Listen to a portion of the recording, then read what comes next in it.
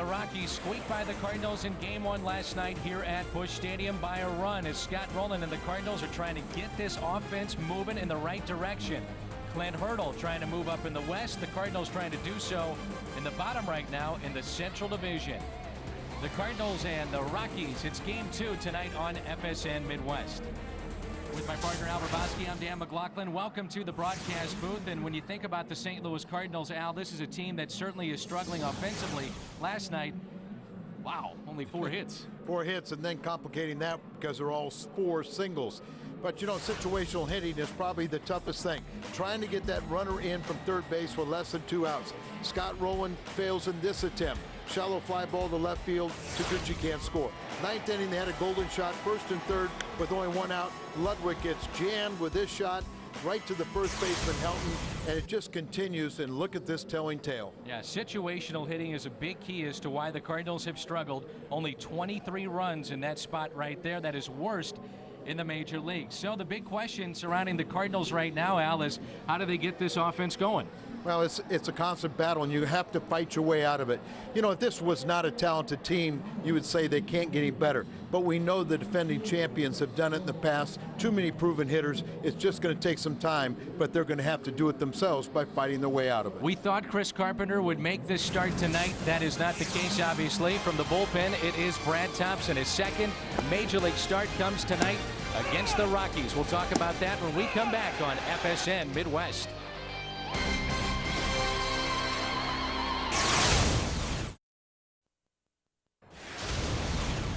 From the starting standpoint, obviously it's a grind. I mean, you've got to set hitters up early, first time through the lineup, figure out how you're going to attack them second time through the lineup, if guys are on base versus no one on base. So there's a lot of different factors that come into play versus in the bullpen. When you come in relief, basically you're planning on getting 3, 4, 5 guys out, just facing maybe at the most the lineup one time. Brad Thompson making his first start of the season, and Al, you would anticipate that Thompson would be aggressive early in counts because that pitch count can't get too high. Exactly right. You know, Brad has a terrific sinker. He has to stay on top of that pitch and hopefully get ground ball outs. We're going to show you some video right here of swing and misses and strikeouts, but in a sense you hope he does not get 1 strikeout tonight because you hope he doesn't go 3 pitches to each batter. You want him to get at ground balls, either the first or second at bat. The most he's gone in this season is a couple times he's gone 2 innings. So you know he doesn't have a lot in the tank. So get the ground ball outs early. Brad Thompson getting that start tonight for the St. Louis Cardinals. It is Game 2 from Busch Stadium in St. Louis. A gorgeous night for baseball. A look around the major leagues is coming up next. Hello, I'm Pat Paris back at the Helitech studio. First pitch just moments away here on FSN Midwest. One other game in the National League of interest to Cardinals fans happening tonight in Milwaukee, just underway. The NL Central leading Brewers taking on the Nationals. Face from Redbird Pass starting for the Nats. Jason Simon-Tachi returns to the mound for the first time since 04. From 02 to 04, appeared in 83 games for the Cardinals, compiling a 20-10 record and a 4.77 ERA. Dan and Al have the call between the Rockies and Cardinals. Up next on FSN Midwest, join Rick Carton and myself for Budweiser Cardinals Live immediately following the game. Enjoy. We'll see you afterwards. Cardinals baseball on FSN Midwest is brought to you by Budweiser. Reach for a Budweiser, the perfect balance of flavor and refreshment. Open up a world of taste. By Auto Tire, the tire pros. For the lowest bottom line price, you ought to go to Auto Tire. By Steak and Shake, famous for steak burgers. By the Missouri Lottery. Show you're a true fan by playing Missouri Lottery Cardinals Scratchers tickets. You could win up to $100,000 instantly in other Cardinals prizes. And by Southwest Airlines. With more flights to more places than ever before, Southwest is taking low fares farther. Visit southwest.com. Beautiful Busch Stadium in downtown St. Louis. Game 2 between the Rockies and the St. Louis Cardinals. The Cardinals are now 12-18. The Rockies with the win last night, 4 games below 500 at 14-18 as Clint Hurdle is in his 5th season as the manager of the Colorado Rockies. And let's take a look at his lineup. And it's brought to you as always again tonight by Southwest Airlines. Ageless wonder Steve Finley will lead it off and play center field. Tulowitzki is the shortstop, followed by Holliday here in the first. Then Todd Helton off to a great start, hitting .389, will bat cleanup. Garrett Atkins, Brad Hopp, Torrealba, Quintanilla, and Taylor Buchholz. the former Astro on the mound for the Rockies. And for the Cardinals, it is Brad Thompson. His numbers brought to you by Rico. First start of the season for Thompson. He's appeared in 14 games. Does have a win under his belt. ERA, though, is close to 5. This is what he likes to do. He was a starter out through the minor leagues. Got off to a great start through his professional career.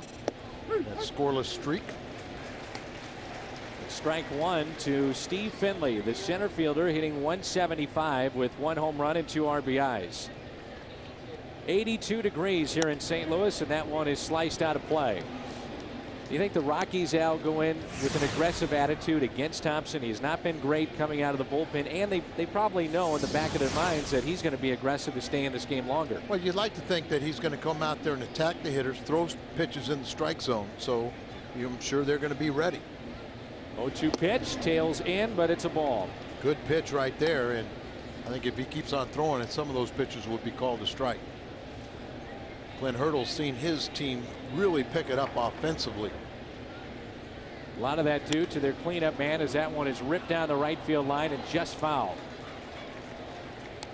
Todd Helton is finally healthy, and for him it was a situation where he dealt with sickness. He was in intensive care, remember that, a year ago, and never regained his strength fully. And now that he is back healthy, he's putting up big numbers.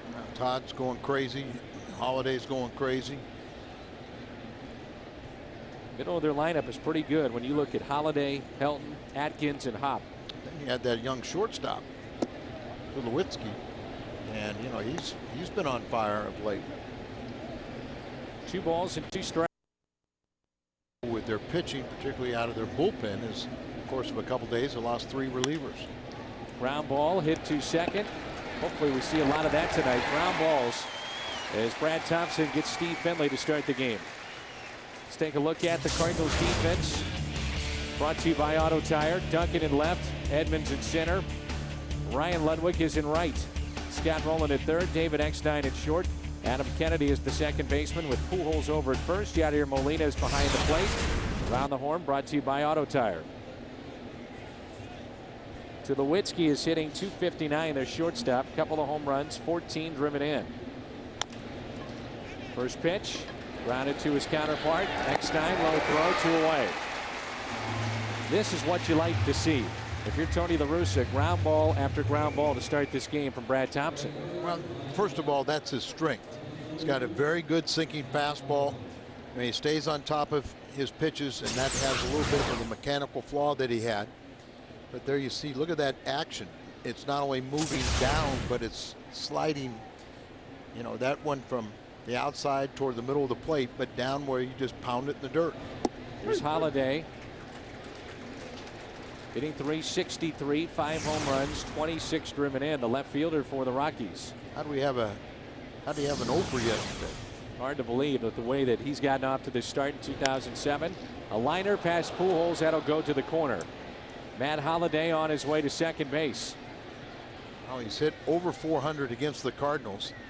Came into yesterday's action 500 average in this ballpark with 4 home runs. Take a look at the front leg here of Matt Holliday, that big leg kick. Get up there, that you got to keep your balance back. It's like watching Biggio. Yeah, a little bit. But this guy is a terrific young hitter, and now with first base open, you know, it's that one of those situations. But you know, also you want to pitch to Helton because 2 outs, you want to get him out. Don't want to throw at least 4 pitches. But if Brad can hopefully get him out on the first pitch, you'd only have a 10-pitch first inning. Helton is hitting .389, a career .333 hitter coming into play this season. Best among active players. Pujols right behind him at .332. Ichiro in the top 5, Vladimir Guerrero and Nomar Garciaparra. That average with runners in scoring position. He's hit 400 against right-handers, 364 against left-handers. Just a terrific hitter. Hit to the opposite way. It is slicing and out of play. You know, high average guy, but he's got good production and pop. hit the long ball, but he'll spray the ball around hard to defense. And Al, that was the thing that we saw with him last year. His bat was dragging, and he was just sapped of his energy because of that illness. He's got that goatee now to guard against that. It's an old Hungarian remedy.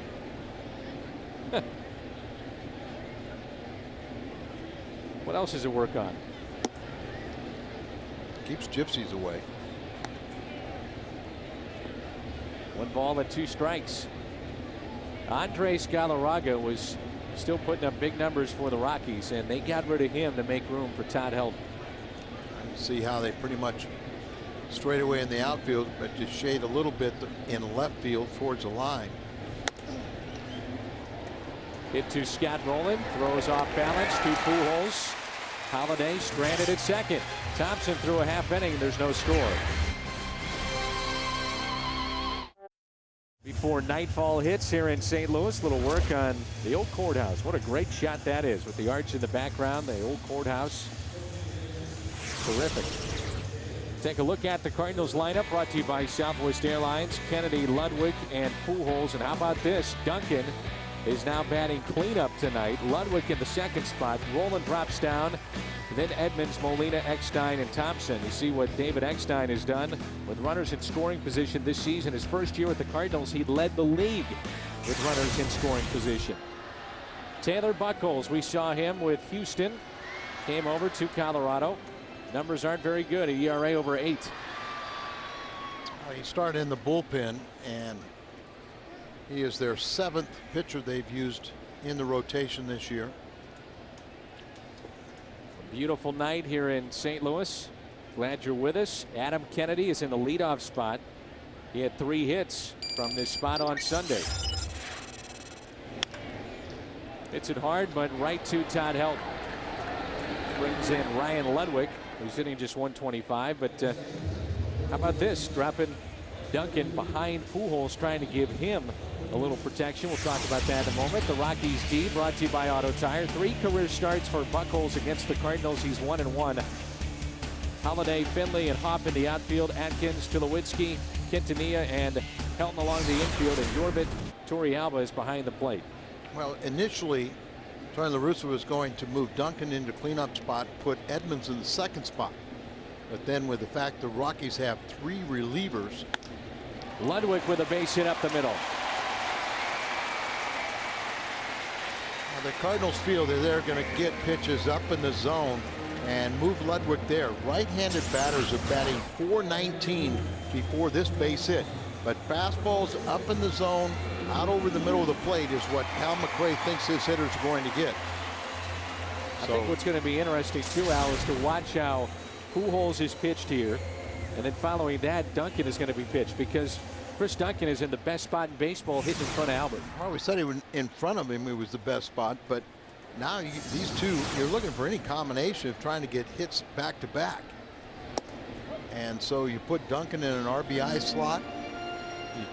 And as I said, because they have 3 relievers, including their closer, that are left-handed, you didn't want to have left-hander Kennedy, left-hander Edmonds, right-hander, left-hander Duncan. So you got to mix them up. I know that Tony likes to get Pujols up in the first, but you have to wonder if he's flirted with the idea of dropping Albert down to 4th and Duncan hitting 3rd. Well, a lot of people still will put their best hitter in the 3rd spot. And I just think that Tony feels that his best option right now is to put Duncan behind him. These are the 2 guys like Friday night that were delivering in RBI situations. You know, he likes to put somebody with a little bit of pop in front in the 2-hole. And Ludwig right now, you know, is an aggressive hitter. He was leading the Pacific Coast League in RBIs and runs scored, 2nd in home runs. So he fulfills that dangerous spot. But you're just trying to look for any combination to put together hits. 3 balls and no strikes on Pujols. Albert, a ground ball and a double play. Flip to short, double play. Swinging away on 3-0, and it's a ground out, 4-6-3 double play. No score after 1.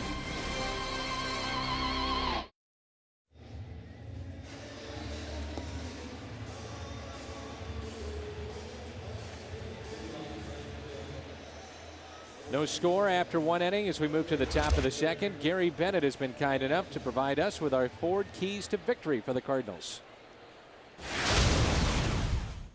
Has a very good sinker, and that's the key for him is when he's able to consistently, well, consistency is the key for any pitcher, but with Brad especially, when he's able to stay in the bottom half of the zone, he's got such great movement. He could literally get ground ball after similar. I'm not comparing him to Brandon Webb by any means, but that type of effect where he could throw sinker after sinker after sinker, and the hitter can know what's coming, and it doesn't matter. The other thing too is we appreciate Gary Bennett for helping us out tonight. The other thing too, as Molina is the catcher tonight, it's not just the sink, but he also has a lot of tailing action on his pitches and just a ton of movement. Yeah, and you know, movement is the most important thing. Major league hitters eventually will time velocity, but the movement, toughest thing in sports. Round bat, round ball, trying to hit it as they both move. No balls and 2 strikes on Garrett Atkins, who's off to a slow start by his standards, hitting just .263. Watch him set up inside, but you see that ball. That's where you're going to find today. There are going to be some guys fouling the pitch off their front leg for that good sinker. Just outside 1-2. Atkins hit .329 a season ago with 29 home runs and 120 RBIs. A 9-game hitting streak snapped last night, but really struggling. Another ground ball. 4th ground ball out for Brad Thompson to start this game. Well, you remember when Brad came into professional baseball in his 2nd season of pro ball in '04, he set a Southern League record for consecutive scoreless innings at 49, not allowing a run until his 8th start of the season. He was pitching for West Tennessee, and he had a 57.2 innings scoreless streak dating back to the end of 2003 season. When he first came up, he would come out of the bullpen and just pump strikes. He went right after hitters. That's what you love. I mean, he had a baby face, but it was baby face Nelson. You know, he just went out there and pounded the ball down in the zone, let him hit it, but they hit ground balls and let his good defense do the work behind him. No balls, 2 strikes on Brad Hopp, the right fielder. How about Hopp's at bat last night against Tyler Johnson, where he took a tough 3-2 pitch for the game-winning walk. Broke the 2-2 tie. And an 0-2 pitch here. Breaking ball that time. And he sat there and he said, I watched Tyler pitch to Todd Helton. And he said Todd Helton couldn't hit his slider. And he goes, he's one of the best in all of baseball. So he said, I learned not to swing at it. And it's tough to take a 3-2 pitch. But he did, and it was ball 4. 0-2 is hit out to center field. Edmonds on the move, still going, and he won't get there. It hops over the wall, and a ground rule double for Brad Hopp. Second double of the night for Colorado. Edmonds plays that shallow center field. Got a good jump on it. That ball was very well hit. Yeah, scorched out there. You saw an adjustment on the off-speed pitch, and over the head of the 8-time Gold Glove winner on the warning track and over the wall for the ground rule double. Hopp had 33 doubles a year ago. He stands at second with 1 out. Here's Torrealba, the catcher.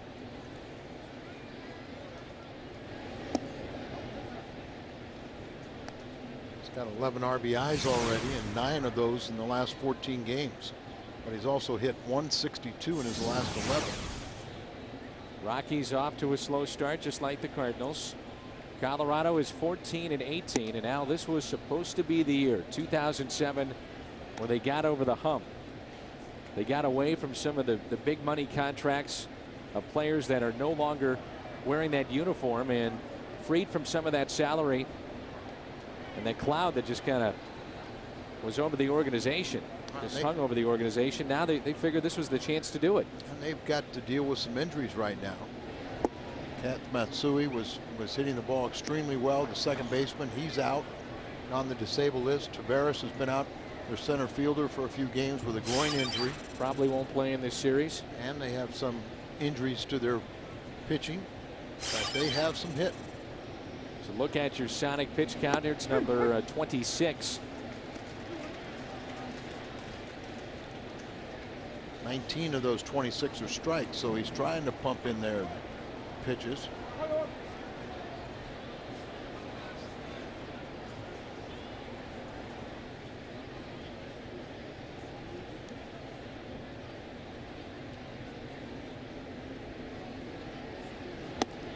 And that just missed inside, so ball 4 to Torrey Alba, and it's runners at first and second with one out here in the top of the second. Well, last night it appeared to be a 9th inning go-ahead homer by the Rockies shortstop, instead ruled a double by Bob Davidson. Said the ball went off the top of the wall in left center field. Clint Hurdle was ejected for the first time after a lengthy argument, and now he is asking Major League Baseball to take a hard look at instant replay, specifically for those types of situations where instant replay could certainly clear it up. Now the Cardinals were involved in the only instant replay that I know of, and it was a you and I down in Florida, yeah, with Frank Pulley, the crew chief, went on the scoreboard in Florida. But here's the play last night. It clearly was a home run as it goes off that railing and back into the field. Now that did not go. The padding would have a certain sound going off that concrete and that railing right in front of the stands beyond the flower bed would have a more distinct sound. The umpires got together, but they never got the correct call. They kept that one in force. Well, Hurdle contends it's now twice in 3 games that the Rockies have seen the call go against them. So he's asking that you take a look at what the NFL is doing. NBA uses instant replay, even the National Hockey League, but baseball does not. And Bud Selig at this point is against it. Yeah. Frank Pulley did it where he went into the home dugout, looked at the camera shot, asked for the video footage, and he got the play right. And there it was kind of like the ball, there's different places with that scoreboard out on left center, and it was almost like the ball hit a white spot and it was hard to detect. And using instant replay, they got the play right, but Major League Baseball is very, very reluctant, and they criticized Frank Pulley for doing what he did, getting a play right. And I think one of the concerns for baseball is how far do you want to take instant replay? Close plays at the bag. Did you miss a tag? Strike zone, certainly some people would say, well, let's go to that. You can't do that. No. But, the one thing I think it would be good for is plays like last night. Why not use it? If you have the technology, why not use it? And as you said, it happened over the weekend in Cincinnati, right, where a similar type play was ruled against the Rockies, so they feel a little snake bit. But yeah, where do you go? Part of the beauty is the human element of an arbiter trying to get a play right, and for the most part they do. 1 ball and 2 strikes. A liner into left field. Hop is going to be waved in.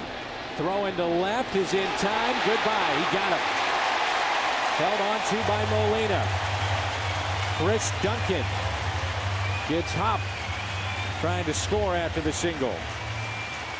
Chris Duncan doesn't have the strongest arm, but what he has really worked hard on is getting the ball back in, have it some form of accuracy, where it's a cutoff man, or in this case throwing it all the way to the plate, and just try to have as strong as you can and as accurate as you can.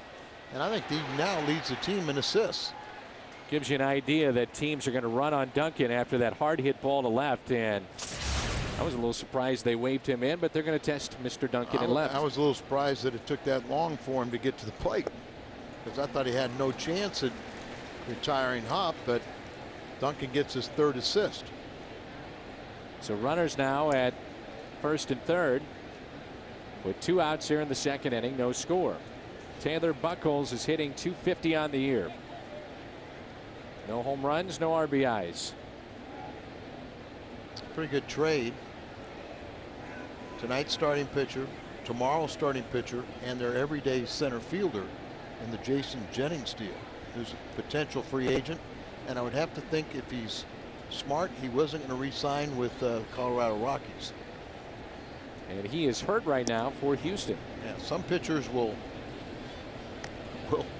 go there for the big money to Colorado, but you don't see too many pitchers, if they have a chance to escape, stick around. Denny Nagel, Mike Hampton, those two big contracts come to mind for the Colorado Rockies. It backfired. Darryl Kyle even went there, remember? Sure, Kyle was another one. And at that point, they weren't using their humidor, and his ball, that curveball, that great 12-6, was flat when he was in Colorado, and Dave Duncan got a hold of him, and they turned it around, and Darryl Kyle had just had a spectacular breaking ball and regained that form, and was a 20-game winner here in St. Louis. And you know, he's a tough competitor, and he answered every question as he was struggling. Brad Thompson, his sinker is the type of pitcher now that Colorado tries to acquire. The Rockies had their best ever team ERA a year ago. It was only 4.66. The best in their history. The outside corner and a strike.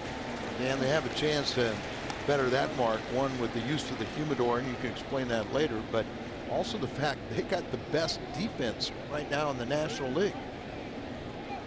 There's 12 clubs, including the Cardinals, that have twice as many errors as the Rockies have committed this year.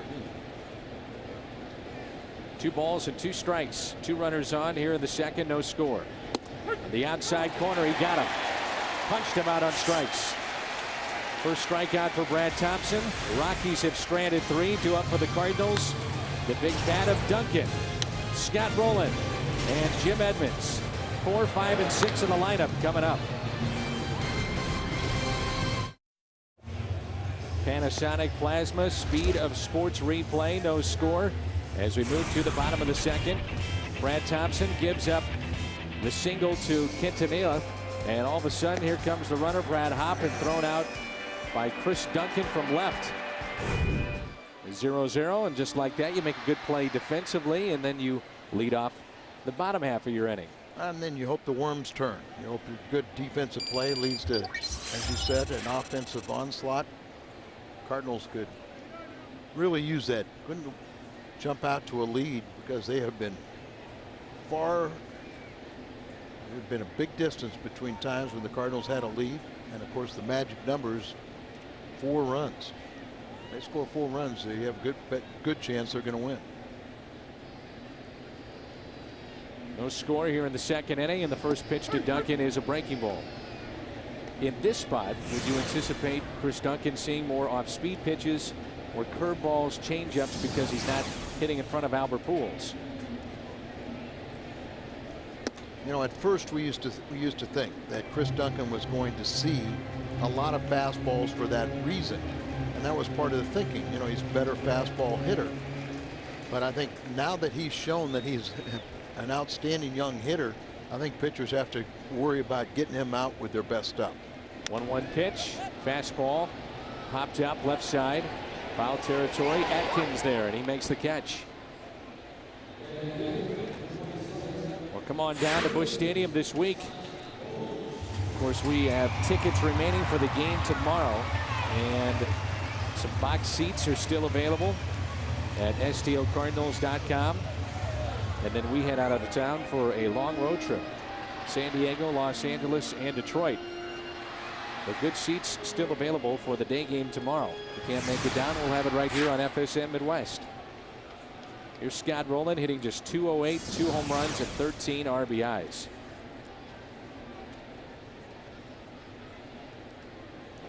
I am serious about this question. What is Hal McRae to do? And I mean, you can go into the video room with Chad Blair and break down tapes. You can formulate game plans, but bottom line, it's got to be executed by the players. Well, first of all, C.J. Cherry, the Cardinals traveling secretary, will not put him on any high floors. They have already taken the razor away from him. So everything's going to be safe. Yeah, but no, on a serious note, you know, he can't swing the bat for these guys. You know, he can try and break down what to look for. You know, how to, you know, give them confidence and sit there and say, look at your proven track record. Momo Zali was a Cardinal hitting instructor back in the 70s. A great guy, real, you know, funny guy, and he was an older gentleman at the time. Bake McBride was in his first prolonged slump. And Big came to him one day and was all serious and said, you know, Mo, what's wrong with me? And Mo just kind of started laughing and said, Big, you're a born 300 hitter. Just relax, and one of these days you're going to start hitting 300. Sometimes you can put too much effort. You worry about too many things. Just let your good natural ability take over. Hit up the middle, shortstop to Lewinsky to his left and makes the play. A good example of that now is David Eckstein. He said he hears it from everybody, friends, family, teammates, coaches, on what he is doing wrong. And he said at some point you get into the box and you're trying to think of all the different things you're supposed to do instead of just the easiest thing to do, which is relax. Well, you know, I've always used Willie McGee because you know how could you tell Willie McGee to break down his swing? I mean, Willie would swing at pitches over his head, pitches in the dirt. He'd do all kinds of things, and then the pitchers were dumb enough to throw him a strike, and he'd hit, you know, get a rope. But it's muscle memory. You know, it's like clear your head and just try and go back to the simplest, the basics. Rod Carew is a great example. You know, Rod Carew was a 7-time American League batting champion, Hall of Famer. But he felt he would never go into a prolonged slump because he was an excellent bunter. Now, what do you do when you bunt? You go down to the simplest form of hitting, see the ball, see the contact being made, and you know, the bigger your swing, the more margin for error. So just try and simplify things as much as possible. Edmonds, of course, has been struggling, hitting just 184 with 1 home run and 6 driven in. Rips it into right field. That's a base hit. Good to see him pull the ball too. A lot of his outs, Al, have been those long, lazy fly balls to left. But you know what we're talking about too, though. You know, a lot of people say, Jimmy, you know, boy, we like when you hit the ball the opposite field. Now that's a pitch there that was supposed to be away. They defend him that way, but the ball, he missed location and came in. So that's a pitch he has to turn on. But you know, sometimes, you know, driving a ball the opposite field or dragging your bat through the batting zone and just having a weak little fly ball is two different things. Molina has been okay this year, hitting 263. A year ago, he was under 200. 1 home run, 6 RBIs. Popped up right side, and that will find the seats. If he hits 260 and plays the kind of defense he does, as many games and many innings he piles up, he'll take 263. So he had more RBIs a year ago, but obviously he had more chances. And kind of astounding, he owns a lifetime batting average of 293 with runners in scoring position. So he's always gotten key base hits with runners in scoring position. But as you said, if he hits 263, he's a star because of his defense. Here comes an 0-1 pitch. Fastball fouled back, and a good rip by Molina.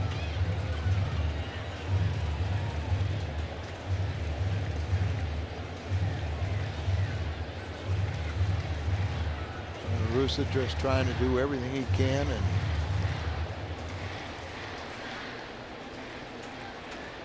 Tony is the leader of this club, and don't kid yourself there.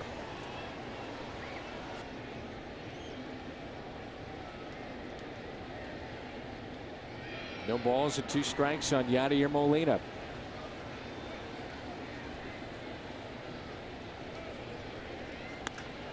Molina hits it out to left. And Holliday is there. The Cardinals strand a runner. And we have played 2. Top of the order coming up for Colorado, and there's no score. This state baseball history brought to you by Schnucks. The last game is played at Sportsman's Park with the Giants beating the Cardinals 10-5 May 8th, 1966. And that's a shot of Rick Matthews, who is the bullpen coach for the Colorado Rockies. He grew up in Centerville, Iowa, and he was saying before the game, he along with his family would drive down from Iowa, make the trek to St. Louis, go to Sportsman's Park, and he would watch his favorite player, Stan the Man. Now, you grew up in California. Yeah, Dodger games, right? But it was, as soon as I signed with the Cardinals, I was smart enough to leave and never been back. And you're now living, of course, full time here in the Midwest, but you would go to Dodger games. You grew up listening to the great Vin Scully, who is still doing Dodger games. You know, who was your favorite player to go watch? Do you have one? Yeah, I did. You know, may be surprised, but his name was Junior Gilliam. And why did you like him so much? Because he was a complete team player. He hit behind Maury Wills. He gave himself up for the sake of the team. He was a little second baseman that, you know, never got credit. With all the stars on those teams, the Dodgers, you know, this guy was the consummate professional and team player. And for some reason, I always identified or liked him.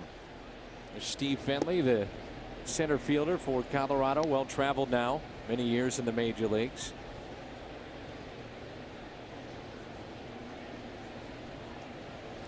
I used to love to come down to Busch Stadium and just watch Ozzie Smith take ground ball after ground ball. There's nothing like watching the Wizard because those teams were so much fun to watch. 82, 85, 87. Willie McGee, having a chance to watch him and then cover him was a pleasure, and still it's great to see him when he comes back to St. Louis, and you'll see him occasionally. And for me, I didn't have a chance obviously to watch him play, but number 2, Red Shandy's, to have a chance to sit down and visit with him. And it's amazing when you come to Busch Stadium, the Hall of Famers will pop in. Bob Gibson, Ozzie Smith. Red's Hall of Fame career, and actually had an eye injury, you know, before it ever got started. And then all the years that Red had tuberculosis, he had TB, and, you know, be leading the league in hitting in the first half, and then that would wear him down, and, you know, you tail off at the end. And you ask him, one of his biggest regrets is, what would have happened if I could have played a full season without that bug in him? To Lewitsky, grounds it to Adam Kennedy. Wide throw to Pujols, and there's 2 away. I'll tell you another guy I used to love watching, as you see Dave Duncan. And this may surprise you, but watching Mark Whitten during BP and just throwing from right field, Al. I mean, you talk about an arm. That guy had a cannon. First of all, I forget how young you are. But you know what, Dan, he did for the time, and it brings up 2 things. He was nowhere near the best thrower I saw. And when's the last time you saw a major league team take infield? I will see Dave McKay working with the outfielders, especially when we go to a different ballpark. But you don't see it very often, do you? 1 ball, 1 strike. It's like the pace of this game, and, you know, just get the ball, throw the ball, keep your infielders on their toes, and if he's throwing his sinker, he should. But doesn't it kind of remind, I'm sure we have to ask Dave Duncan, but it kind of reminds me of the way Looper has come out of the bullpen and just really attacked hitters and not waiting around.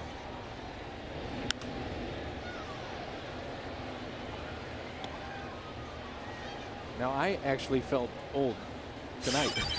I spoke. I'm serious. The Scholar Athletes. The Scholar Athletes. Yeah, congratulations, 160 of them locally. Al, they didn't know what 1985 was. Well, they weren't born at that time. Now, that was the year we needed instant replay. 1985, Game 6. I know you're with me. Yes. Of course, Mike Helling, who grew up in the Kansas City area, working for the Cardinals television remote truck, is reminding us that, well, he's defending Don Denkinger. Jack Clark should have maybe caught the pop-up. Of course, there was a cross-up behind. I don't want to go through it, Al. Well, it's painful still. You know what? Sounds like Bartman. Oh, man, that sounds like a home run. Out to deep left field and out of here. Matt Holliday with his 6th home run, and he is 2 for 2 with a double and a home run. A rare 0 for last night for Holliday, a guy that owns this ballpark. And that's his 5th home run. I think that's the most by any visiting player in this new facility. And he had a 500 average coming into yesterday's 0 for 3, but he's right back on target, isn't he? Mislocation. Breaking ball, supposed to be down and away, backs up, stays in the middle of the plate and up and belted. And here is Todd Helton.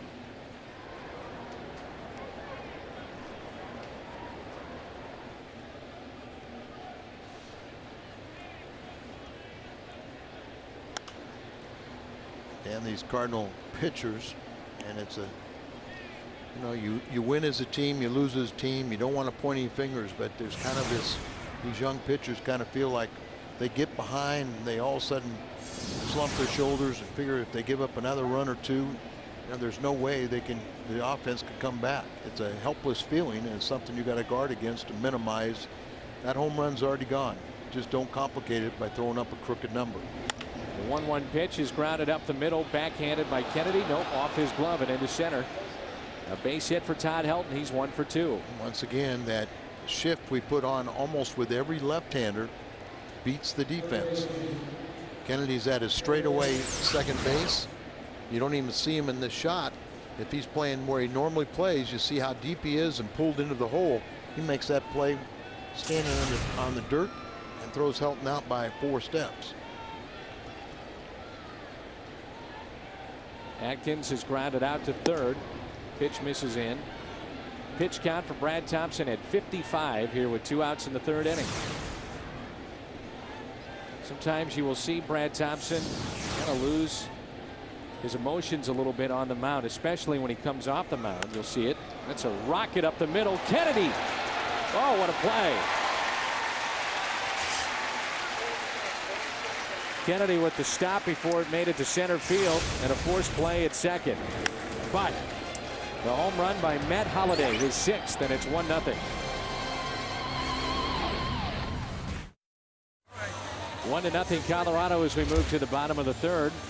You had a chance to check out a Cardinals party room. Party rooms are ideal for entertaining clients, employees, or friends. One great price includes beer, soda, snacks, and a great view of the game. Party rooms are on sale now, and premium dates are still available.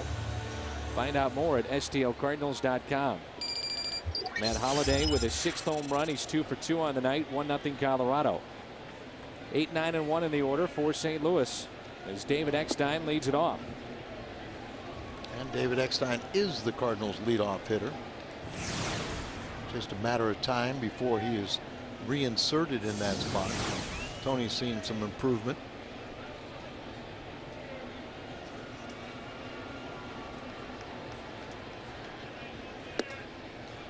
Two balls and no strikes. And one of the things I've noticed is take a little responsibility off him, put him down the 8th spot, kind of get him configured as the leadoff man, but is showing more patience, working the count better.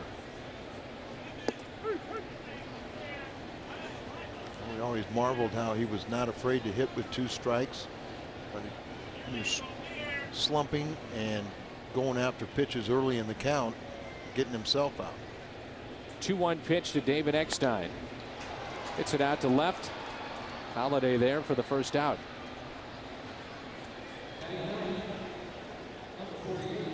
Outside the ballpark, Highway 40, adjacent to Busch Stadium. There's a place that Al knows pretty well. Let's go back to the left. Just a little bit more to the left. Left, left, left, left. Al, help me out here. It got me lost. It's back, not back to the right. I'm trying to help you out. Off the end of the bat and caught. So the ballpark saloon. It's over there someplace. And it brings in Adam Kennedy with 2 outs. There you go. Yeah. So for folks that are out of town and this they've heard part about here, Al you got to go Hrabowski, that there you way. go. Go that way to see the tents. The other way. And if he goes to the right, it's right. There's left and there's right. Well, you go on the other side of the wall. It's part of the warehouse. This is where we're going to figure out what we're going to do with that. 2 outs, and here is Kennedy.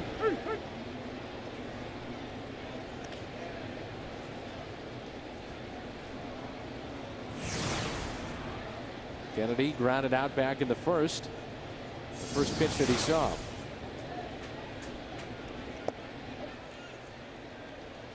So you are located right across the ballpark from the ballpark, and you've been a saloon keeper for how long now? 3 years? 04 we opened up during postseason. Good. A swing and a miss by Adam Kennedy. 1 ball and 2 strikes with 2 outs, nobody on, and a 1-0 Rockies lead. The Cardinals with 2 hits, Colorado with 5. And of course, you were doing the scholar athletes, and I was out with the dare officers and a whole big group of kids. Broken bat. And the Cardinals go 1-2-3. Pop, Torrealba, Quintanilla is coming up for Colorado.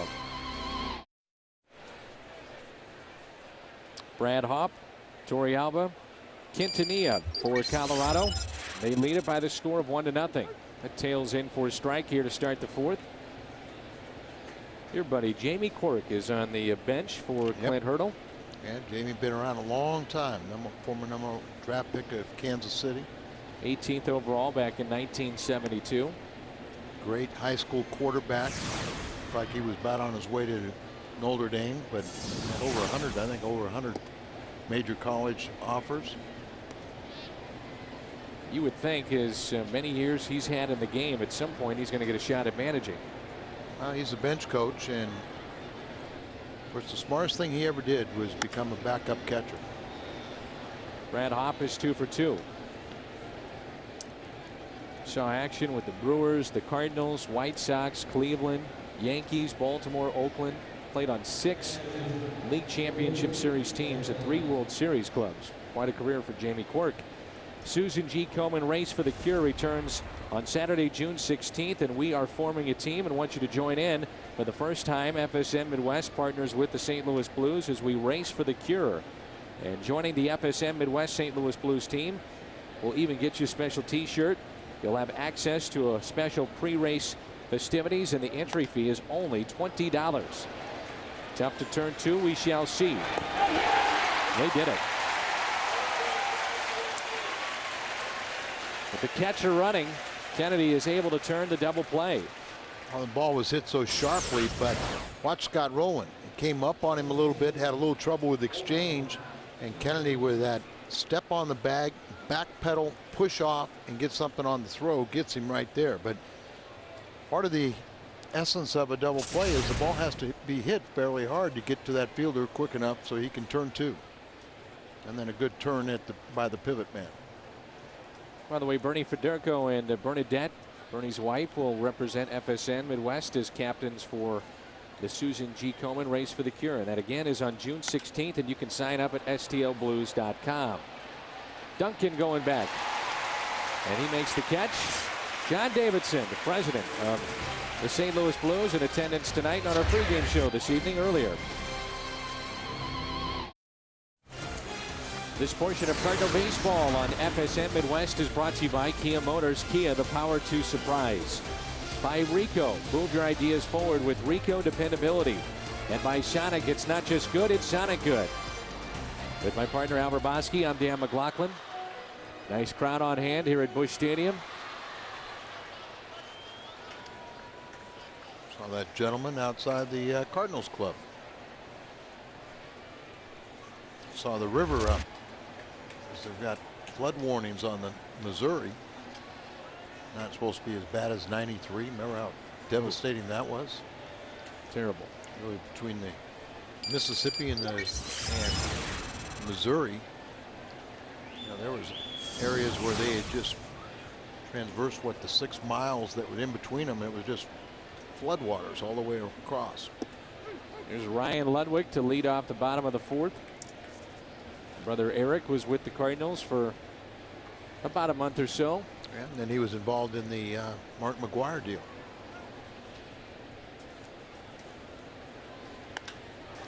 Out to left center field. It's pretty well hit. Finley is back at the track at the wall. It's going to be caught by Holliday. The left fielder steps in to make the grab. Bank of America, official bank of the St. Louis Cardinals. Visit us at bankofamerica.com. Ludwig, a little bit intriguing. You know, he had a good spring for the Cardinals, got a couple years of major league experience, and a very aggressive hitter going after the first pitch onto the warning track. But Holliday has made 4 of the last 5 putouts, the left fielder. Here is Albert Pujols. Let's see if somebody in the beyond the wall can make this put out. Talking about a fan. Yeah, a souvenir on the other side of the outfield wall in fair territory. 1-0 pitch to Pujols. How about Jason Simon-Tachi making his first start since 2004? And at that point, he was with the Cardinals, and right now they're in the 4th inning. He's pitching for Washington against Milwaukee, and they're tied up at 1-1. Jason had a lot of rehab on his shoulder. Keith Sanders, Cardinals rehab personnel guy, but worked with Simon Tachi quite a bit, so couldn't be happier for him. Big battle back. He's given up just 2 hits. Pujols was swinging away on 3-0 his first time up and grounded into a double play. And Dimitri Young on that team. Belliard.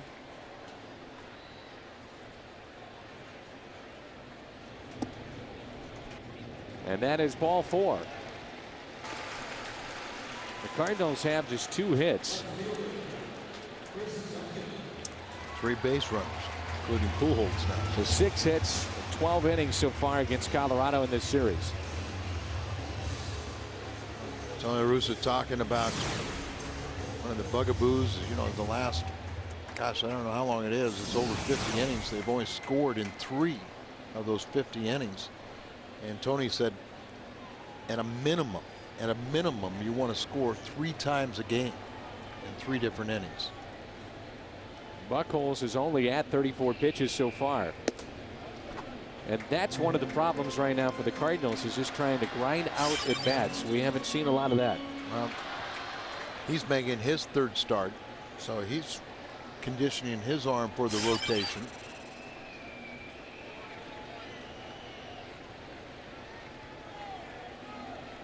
A 1-0 pitch in there for strike 2 Duncan, who popped out 3rd his first time up. This will be his first full season in the major leagues. We all were wondering what he might do if he had a chance to play every day, and thus far it's been a positive for the Cardinals in this lineup with 5 home runs and 11 driven in. Outfield is very deep. You look at Duncan, Al, and you see a guy that is 6'5" and a body that is skinny. Skinny. I mean, there's still a lot of potential to put on some weight and some muscle. 26 years of age now, 6'5", 230, and he actually, you can see that body filling out another 20-30 pounds easily. The 2-1 pitch. Problem that you have though with baseball players is flexibility, and when guys get too bulky, in most cases, their flexibility is lost. Now, there was a time when I got into baseball that there was no such things as weights. You know, around the clubhouse now, baseball clubhouses have weight rooms and training rooms that will rival any NFL team. The only thing we had was a weighted baseball that we'd use to kind of stretch our arm out a little bit. But there is 2-2 pitch, and a grounder slowly hit to second.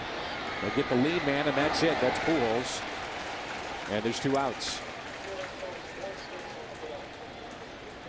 4-6 on the put out. And it brings in Scott Rowland. First guy that I could really see that really bulked up, and there was a guy named Brian Downing. And Brian Downing was from Anaheim, California. Went to the rival high school that I attended. He didn't make his high school baseball team. Skinny little runt. Played against him in American Legion, and all of a sudden he bulked up and looked like the Hulk. You know, there was a time when Larry Parrish kind of started to use a lot of weights, and you know, there were free weights, and a lot of it was for the bicep and stuff. And actually, guys got too strong, the muscle bound that way. But a guy like Pete Prensley, the Cardinals strength and conditioning coach, you know, they work on both sides of muscles. Ball gets away, and Duncan advances to second base. The problem that you see now, Al, with the game of baseball is that if somebody has a breakout season in the power numbers, many people will say, well, how did he get there? And that's the unfortunate cloud that hangs over baseball right now. Well, that's why at some point you hope that the majority of the guys that are clean, you know, sit there and say, hey, I want my name cleared, so let's get into more testing. You know.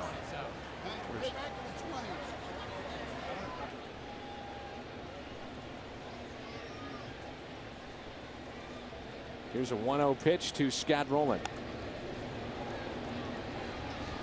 I don't think that was Maggie Duffy, was it? No. Showed there? Because Maggie is celebrating her first birthday. She's already a big, big Cardinal fan.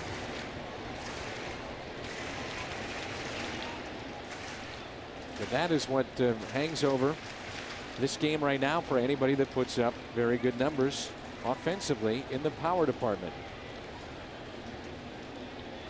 Certainly hangs over Barry Bonds as he approaches Hank Aaron's mark. Lazy fly ball out to center. Finley there. Cardinals strand their second runner. Fifth inning rolls in when we come back. Friday night, get a look around the major leagues. It's the FSN Baseball Report covering every team all season long. Highlights, interviews, and analysis. FSN Baseball Report Friday at 6:30 here on FSN Midwest.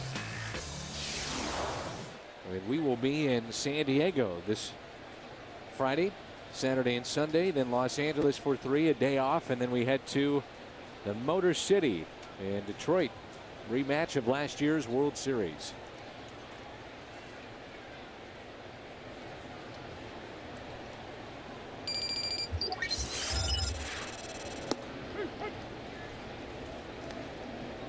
You're going to be following, by the way, Bonds going for 755. I mean, do you have much of an interest?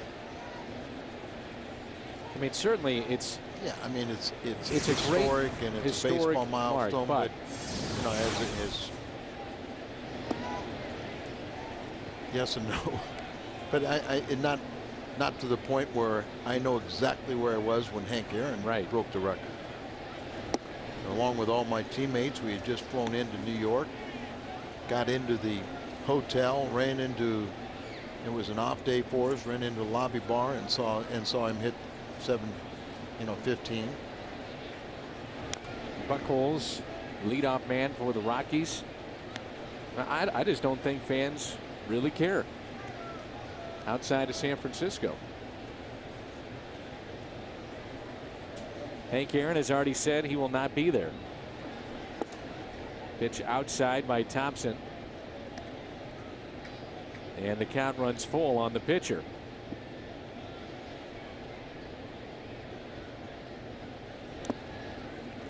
And a strikeout as Molina holds on, and that's the second strikeout for Thompson.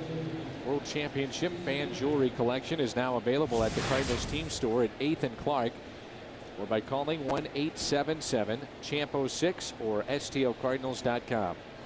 And that's what I mean, Al. I mean, I think most people would look at that situation like you did when you were playing, and you wanted to see that historic mark. And you know, I don't think fans right now really even care, majority of them, because they feel it's tainted. Here is Finley with one out, nobody on.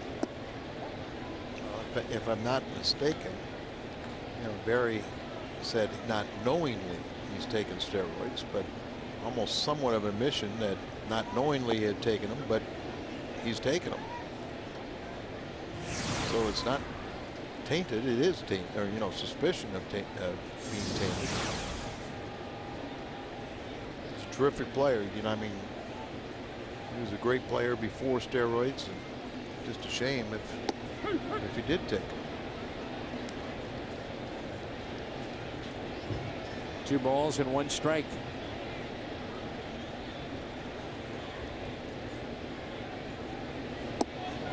A little low. Steve Finley hitting just 169. Probably going to start throwing in this bullpen, but it'd be amazing if Brad can get through 5 innings. 2 outs. Thompson is due up 4th for the Cardinals in their half of this inning. Nice, 1 out away. First time he's been out there. Remember, like I said, he's had 2 appearances out of the bullpen this year where he's thrown 2 innings and no more. And 1 out away of getting through 5 and being very competitive and giving his team a chance. There you see Tyler Johnson.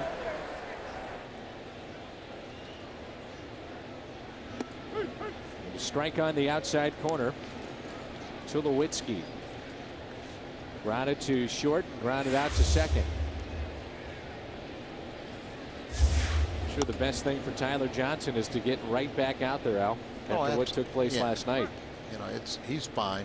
It's just one of those things. Nobody likes to walk in a winning run, but Tony, in his post-game interview, it was interesting that he chose to intentionally pass Atkins on a 2-1 pitch to set up the bases loaded for Tyler, who at times it's much improved, but at times his control can be fleeting.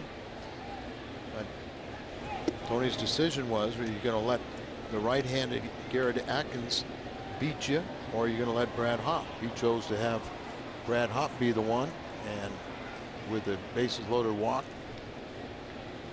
making it 3-2 Rockies. Popped what up. did him. Who wants it? It's going to be Pujols. He takes it in foul territory. 1-2-3 inning. Edmonds, Molina, Eckstein due up for the Cards. Well, Sunday, get in the ring as 8 Cowboys go head-to-head for the first time ever in 3 events to determine which one will be named the toughest Cowboy. The toughest Cowboy Sunday at 9 here on FSM Midwest. Young lady on the right, Valerie Coitus, was with the St. Louis Cardinals for a number of years and now has accepted a position at Anheuser-Busch. We wish her the best. Yeah, 2 more days, I think, with the Cardinals.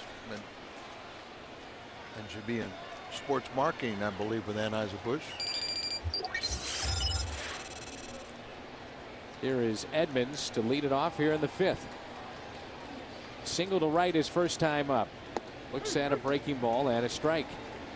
Of course, Theron is saying, why didn't you show me before I left to go to AB? During the offseason, though, Al? I mean, Theron Morgan was with us. Was he? Earlier this season, yeah, at the beginning of the season. Good luck to Theron. Could have brought a camera into his office and broke into regularly scheduled programming of the toughest Cowboy and broke in and shown Theron on his way to Anheuser-Busch. Many of the team employees received their rings today. Oh, I saw a few of them running around. I saw one of the young girls, and I said, wait a minute, you're flashing that ring, it's blinding my eyes, and she had the biggest smile on her face. What a thrill. The 2-1 pitch.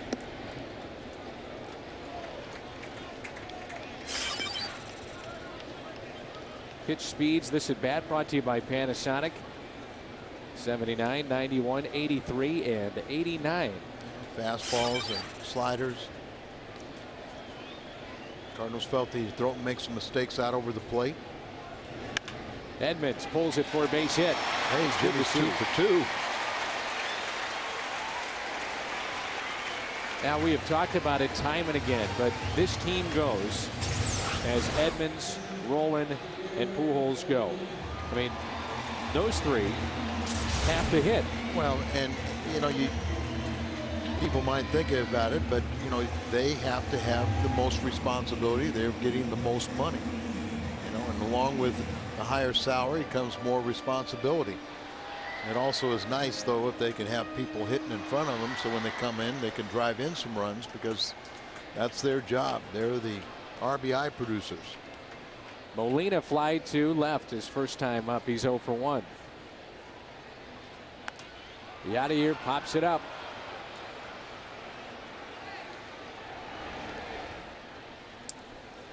A lot of pop-ups, a lot of balls hit in the air. Cardinals got the fewest home runs at home in the National League.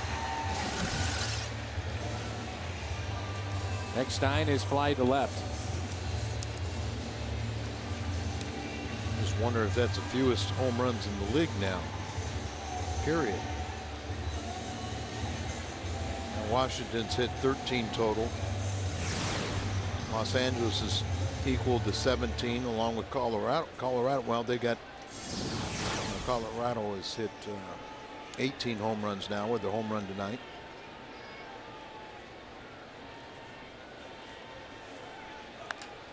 How about this? Out to left field. That's going to drop in for a hit. Edmonds on his way to third. Good piece of hitting by David Eckstein on the hit and run. And you do that because you know you're going to bring up a pinch hitter for Thompson, who gave you 5 great innings under the circumstance. His first time out there, so you got to generate some offense. That's what Tony can do to help out. So he starts Edmonds, and they look at Eckstein, gets up on his tippy toes, gets a base hit, and with Edmonds running, the Cardinals have a first and third and 1 out. We started our program talking about timely hitting, and we'll see if the Cardinals can break that slump of getting that runner in from third with less than 2 outs. David Eckstein was talking before the game about the fact that he has not been in this position with the Cardinals in his 2 years. He said, I'm not sure how Tony is going to handle losing and what's going on right now, because ever since I've arrived, we've had a team that's been very good. A team that went to the National League Championship Series with David as an all-star, and he was an all-star a year ago, and they went to the World Series and won it. He has got to get going, though. Well, and you know, he's a table setter, and he knows his responsibility. He's working at it. Look from the Coke Pavilion here at the ballpark. Runners at first and third with 1 out.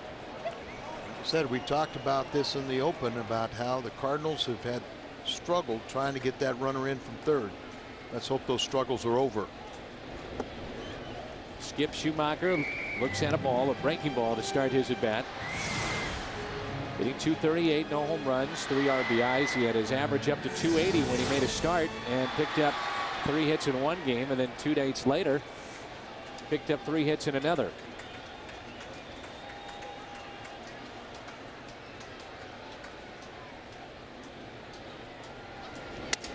Broken bat, little liner.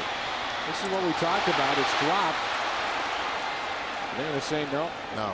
He was trying to get the double play. Yeah. Would have been a heads-up play by the shortstop. If you allow them to do that, it's an impossible running situation for the guy at first base. So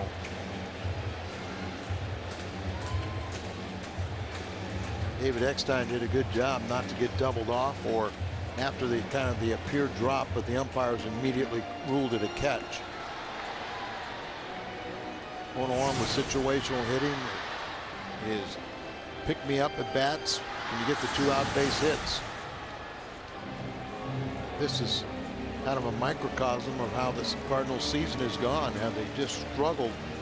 But even though Adam Kennedy is starting to swing the bat, he's got a little bit better. He has been very good with runners in scoring position, a .316 average. First and third, 2 outs for Kennedy. Adam is 0 for 2. Runners in scoring position with 2 outs. 175 for the Cardinals, and they are 0 for 1 tonight. I'll guarantee you that stat will improve over the course of the year. Will it improve enough? Can't get much worse. 1 ball, 1 strike.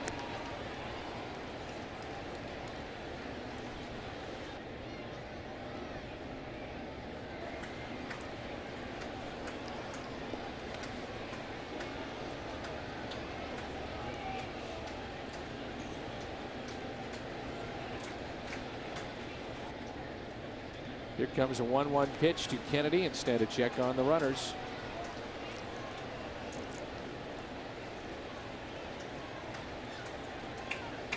Two outs. He's 1 for 6 overall. Kennedy is 6 for 19 with runners in scoring position. 2 out base hits. Boy, they'll get your team pumped up. Here's a 1-1. Kennedy rips it down the right field line and pulls it foul.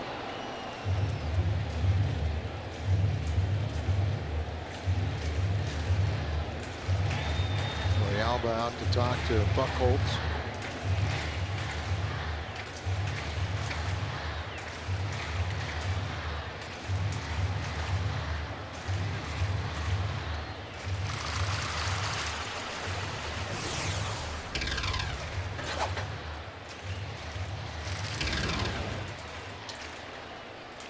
Cardinals need to win this one. It's all about winning series and trying to take the rubber game tomorrow if they can get this one.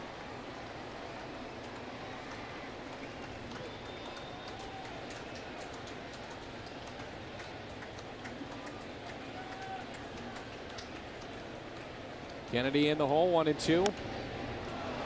Taps it out in front of the plate. Cardinals done. They strand 2. 1-0 Colorado.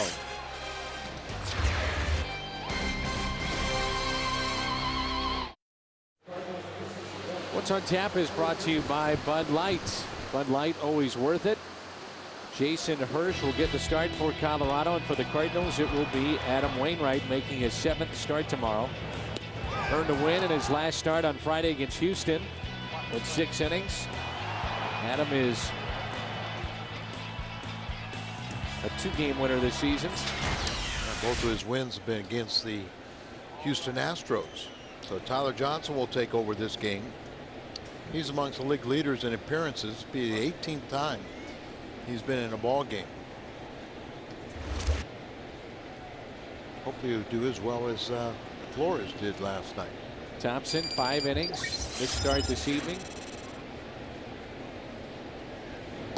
Be interesting to see very good innings. What Tony wants to do then if Thompson has earned himself another start. Do they want to go to the minor leagues but stretch him out next start and see what they can get out of Brad Thompson? No, I'd leave him right where he is. Yep. Just put him in that rotation. This is Matt Holliday. Has doubled and homered. Holliday now since 2004 is hitting .426 against the Cardinals.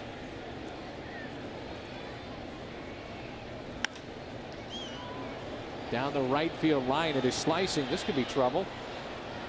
And it's a double. He is 3 for 3 tonight. He was 0 for 3 last night, now 3 for 3, so he's 500 hitter once again in this ballpark. Big, strong guy, set up away. Has a breaking ball, sweeping across, kind of comes in here and lazy fly ball, and just good luck right into the right field corner.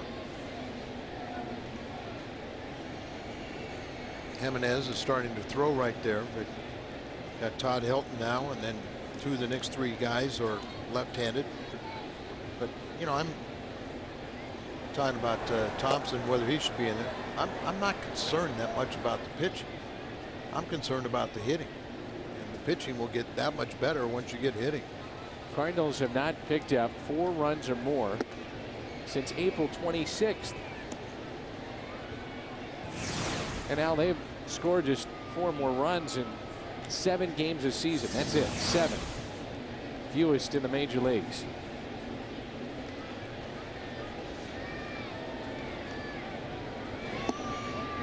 No margin for error when you do that for your pitching staff.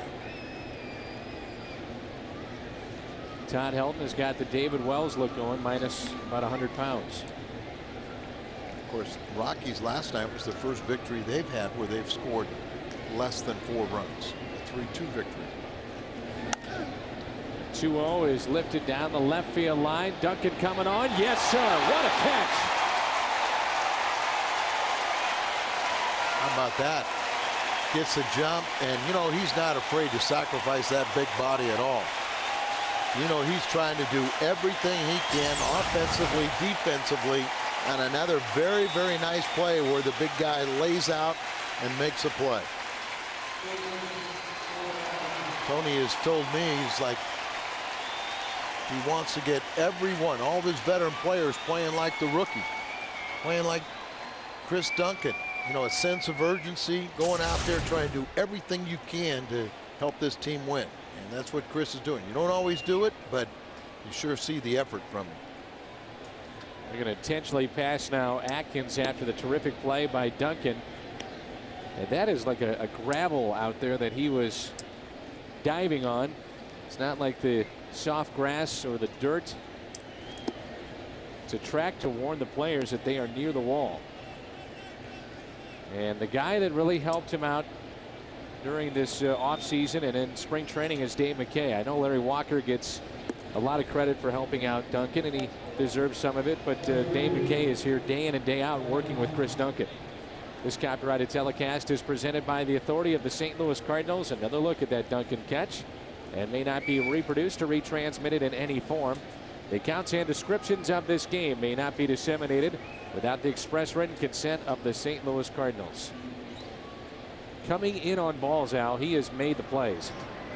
I mean, he has done a terrific job coming in on those fly balls. The balls hit at him he has struggled with, and some of the deeper ones he doesn't look real comfortable, but he's made the plays. Johnson goes to second. That's all they're going to get. Runners at first and third now with 2 outs.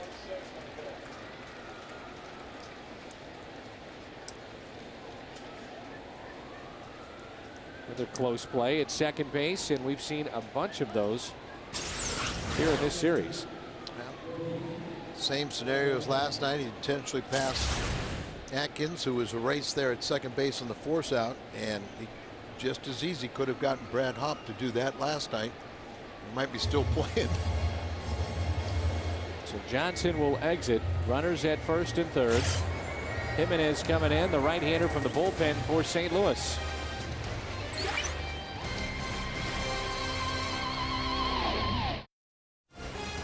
Cardinal baseball on FSM Midwest is brought to you by Jack in the Box. Come in and try Jack's new sirloin steak and mushroom ciabatta. That's right, sirloin. By your local St. Louis Chrysler Jeep dealers. And by U.S. Cellular. We connect with you. With my partner Al Roboski, I'm Dan McLaughlin. We are in downtown St. Louis and Busch Stadium. Jimenez getting his feet wet at the big league level and trying to get through spots like this. First and third. Our call to the bullpen brought to you by Chevrolet. 2 outs, and Yorvit Torrealba is the hitter.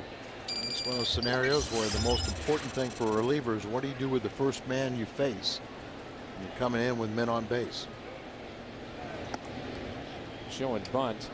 Torrealba has grounded into a double play, and he walked his first time up. Go ahead and bunt. Doing the Cardinals a favor with his speed.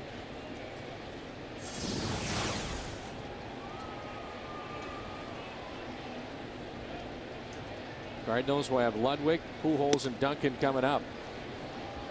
2 balls and no strikes. Got to throw strikes. Ball behind the count. You make a 221 hitter. 2-0. It's probably about 50-60 points higher. Hit out to center field, backing up Edmonds. Makes the catch. Jimenez gets his man Torrealba midway through 6, and it's 1-0 Colorado. Let's go see the play at the plate. Duncan made a great play as a base hit here. Got the runner trying to score from second base. Look at how you see David Eckstein is going towards third base. You got your Sutton, you got Rowan being the cutoff man. So Eckstein's there in case they get a rundown, but they'll let the play come to the plate. Yachty has plenty of time to use both hands, set that left leg to seal off the plate, where the runner coming in has nothing, no lane to get to that plate in a quicker fashion. He definitely had plenty of time by the great throw by Duncan to set himself and prepare for any type of collision. So Duncan made a nice throw, got his 3rd assist, and what a great sliding catch he made in the left field corner. Here is Ludwig to lead it off for the Cardinals. 4 hits last night. They've got 4 tonight. They've been out hit 7-4. 4 hits last night were all singles. The 4 hits tonight, all singles. Ludwig, one of those hits. Base hit up the middle, back in the first. I like his aggressiveness. You know, he goes up there and swings hard. He had 28 home runs at AAA last year. He was off to a great start, leading the Pacific Coast League in RBIs, runs scored.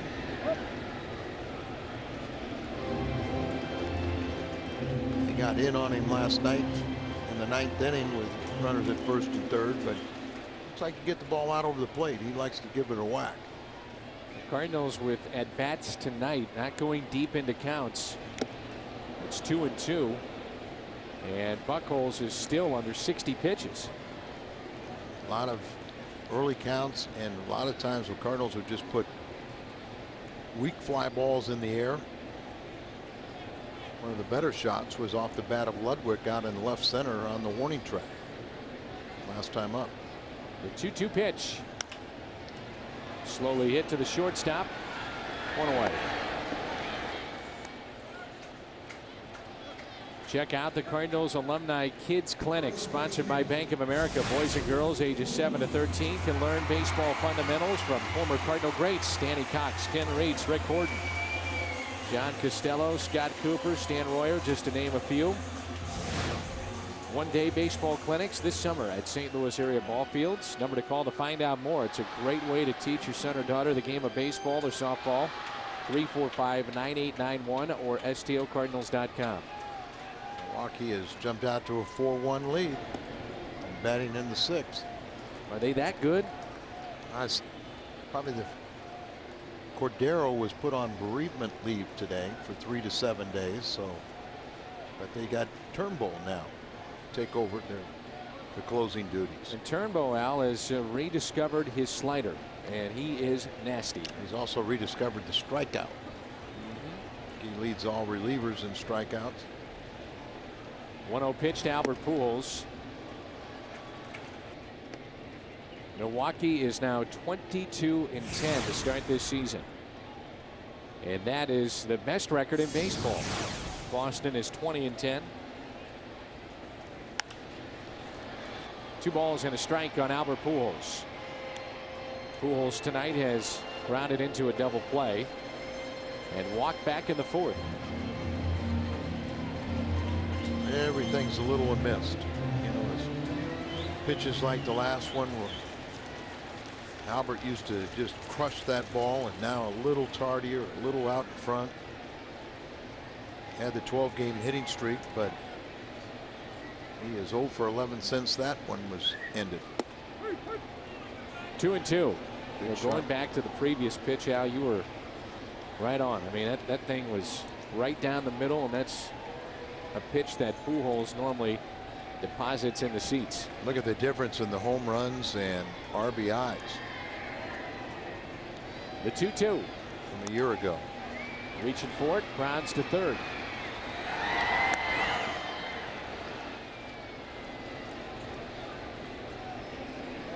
Chris Duncan received a standing ovation from these home fans after his diving catch near the wall and left and the left field line. Great play, one of the best we've seen this year. And remember too, that's come off the bat of Todd Helton, a left-handed batter, so it's going to be continue to slice away from him into that corner.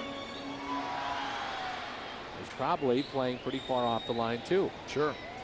Well, they play him a little straight up because he sprays the ball and hits so many balls to left field, but you know, nobody really can't take a power hitter, yeah, in the outfield, but you can't really anticipate somebody hitting down the left field corner. Infield, like you mentioned before, we'll see the shift on for those left-handed batters. And you see Todd Helton, who's just a terrific all-around player, 3-time Gold Glove winner, and always around the batting championship. Well, Boston had a chance to pick up Helton during this offseason, and Anaheim was rumored to have interest in Todd Helton, but he winds up back in Colorado, and they are thankful that he is back.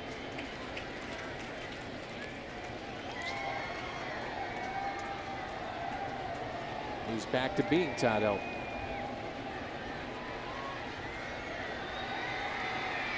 Two balls and a strike on Duncan.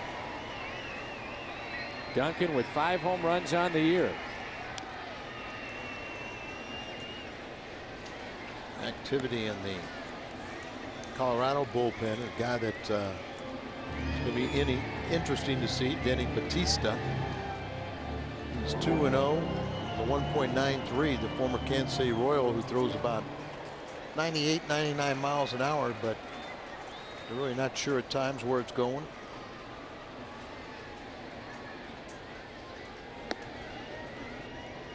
Three and two on Duncan. Prince Fielder with a home run off of Jason Simon-Tachi to make it 4-1 Milwaukee.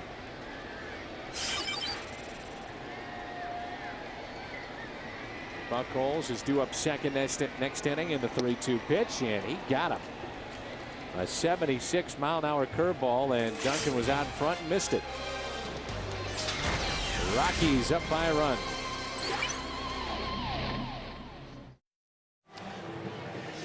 It is 1-0 Colorado in the top of the 7th. Let's take a look at our hot pitch of the game. Brought to you by Hardee's. Taylor Buchholz with a strikeout of Duncan. He really took some off that pitch. Good breaking ball right there. Just done a good job. Only 70 pitches, but you know, his 3rd start, so he really hasn't got his pitch count up, but he's got a helmet on, so you think he's going to go back out there. Why not?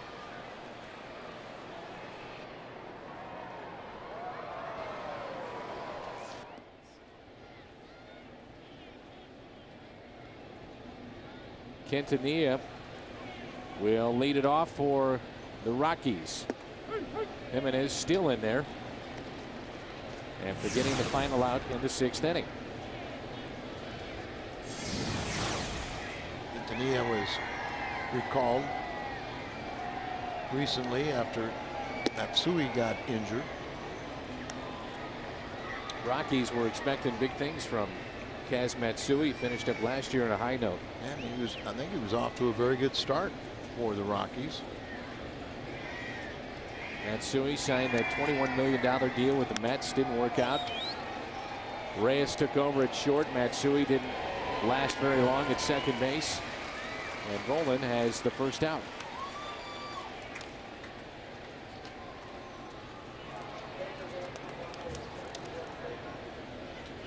Only 4 hits tonight again for the Cardinals. Matsui is batting .361.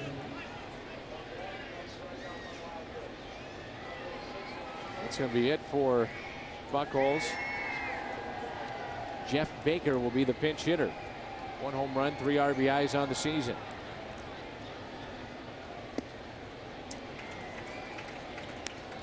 Pinch hit in last night's ball game.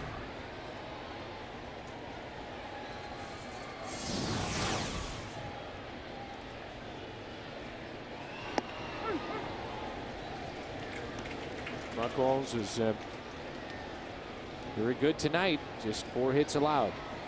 6 shutout innings for Buchholz. Baker 1 for his last 30. So the last 18 games, he's seen his batting average drop from a high of 700 to a season low 200. John Mabry is on that bench for Colorado. Part of our pregame show. I saw John. There's a big guy. He had 3 different stints with the Cardinals. Racking up the years right now. Fouled back, and John Mabry, very easily could have retired at the beginning of the 2004 season. Cardinals had him. No, not easily. You don't want to retire. Well, he wanted to get his 10 years in and accepted the chance to play every day at Memphis. By the way, for some guys it is easy to retire. So he goes to Memphis, puts up big numbers, and he was a big contributor off the bench for Tony La Russa in 2004. And what about in the clubhouse? So well respected and liked by his teammates.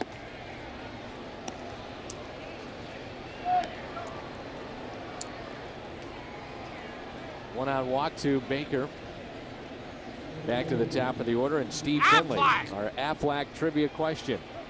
Who was the last Cardinal pitcher to start 38 games in a single season? Wasn't a 5-man rotation. Had to be a while when they're back in the 4-man rotation. Andujar, 1985. Well, yeah, it was 21 and 12. Usually you get about 34.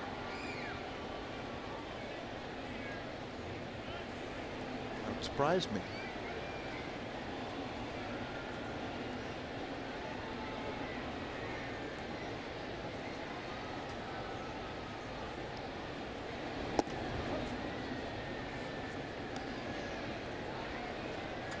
Finley, a 5-time Gold Glove winner. Another one of those guys that is playing in the major leagues. A tough position, center field, into his late 30s, early 40s. Just like Jimmy Edmonds.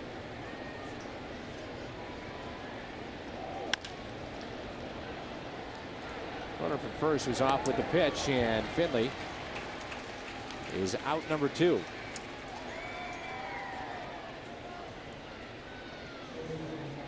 Tulowitzki will be the hitter. He is 0 for 3 tonight. It's a tight ball game here in the top of the 7th. 1-0 Rockies. And that one run, a home run back in the 3rd by Matt Holliday, who was 3 for 3 tonight. Well, I like this young shortstop. You know, he made a little history, turning the 13th unassisted triple play. Had the home run taken away from him last night ball game. Had a couple hits. Made all the plays defensively. Took the job away from Barmas. And Barmas, a guy that has wound up in the minor leagues.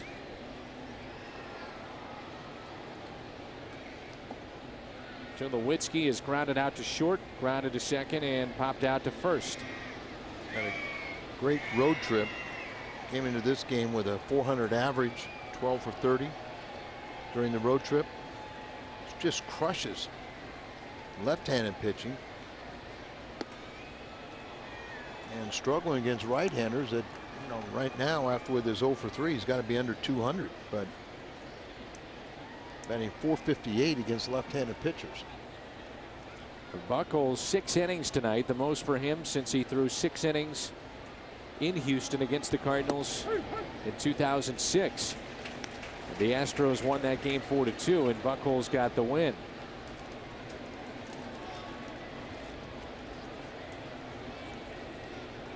Director tonight is Tom Mee. Mike Helling, our producer, Doug Stanton, Brian McCann, our Bud Productions crew.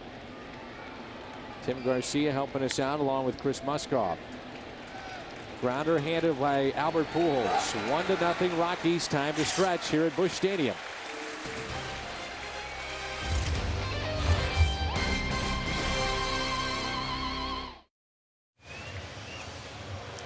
Duncan will lead it off for the Cardinals, rather Roland will for the Cardinals. And this week, America's Grand Game returns to Fox when Alfonso Soriano leads the Cubs against Ryan Howard and the Phillies. That's in high definition. Fox Saturday Baseball Game of the Week. Take a look at our Hyundai long drive inning sweepstakes. Mike Murphy is tonight's merchandise winner. Cardinals hit a home run. Mike will qualify for the Sonata drawing in September.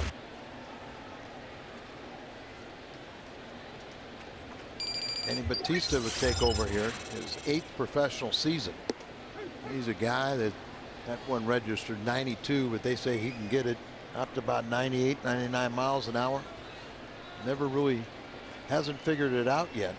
Just was recalled from AAA on April 29th. There's 99 miles an hour, in case you doubted me. Hasn't figured it out yet. No, I mean, he started with Baltimore. He came over to Colorado in a trade in deadline July 31st of last season, and just, you know, a terrific arm, but just trying to still put the things together. He'll turn 27 on August 23rd.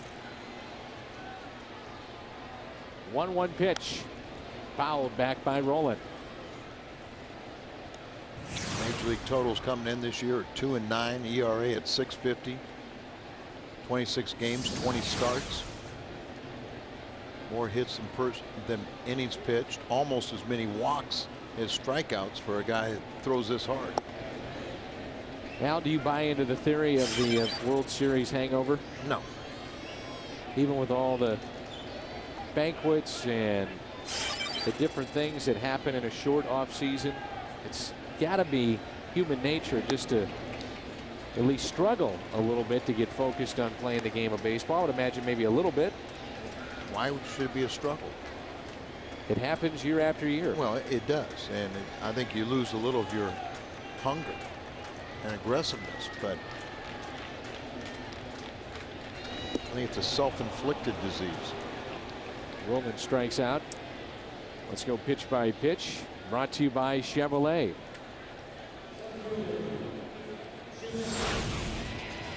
Comes up here, fastball is 92. Remember that? Then he comes up with 99 up around his face. And another fastball up and in. Then he starts trying fastball down in the zone, but there he tries to throw his breaking ball. You see that? But then he throws a nasty one to strike him out. Got to assume you're going to be looking fastball. Here's Edmonds. Another base hit for Jimmy. That's good to see. He pulled 2 to right for base hits, and this one to the opposite field. He's 3 for 3. That's a start. Chevy's Cardinals Crew Kids Club features Chris Carpenter this season. $20 gets you over $70 worth of great stuff, including tickets, a private party, merchandise as well. Chevy Cardinals Crew Kids Club with Chris Carpenter this season. Somehow, some way, you got to right the ship, get back in contention, and win some ball games and make those games meaningful when Carpenter comes back. I think if you get lucky and you get Carpenter and Mulder back, that'd be a big league trade for you. Here's Molina. Figure it's going to take some time for Mulder just to get back into shape, number one, and then just trying to learn how to pitch again in many ways. And that's why you don't put any timetable on him. You know, you just try and make sure his shoulder's a lot different than the elbow in your rehab and come back. 1-0 pitch to Yadier Molina. It's pop fouling out of play. And let's just face it, you know, it's another pitch at 99 miles an hour. But, you know, if the Cardinals are floundering, you know, you kind of take both those guys, you know they're going to be better next season after a full off season of conditioning and rehab work. But you kind of psychologically just kind of let them determine how much they want to pitch to know that they'll be safe and sound for next year. We'll go back to something you talked about, and that's, you question the hunger after winning a championship, and that's human nature. I think you don't quite have that edge at times. Liner up the middle.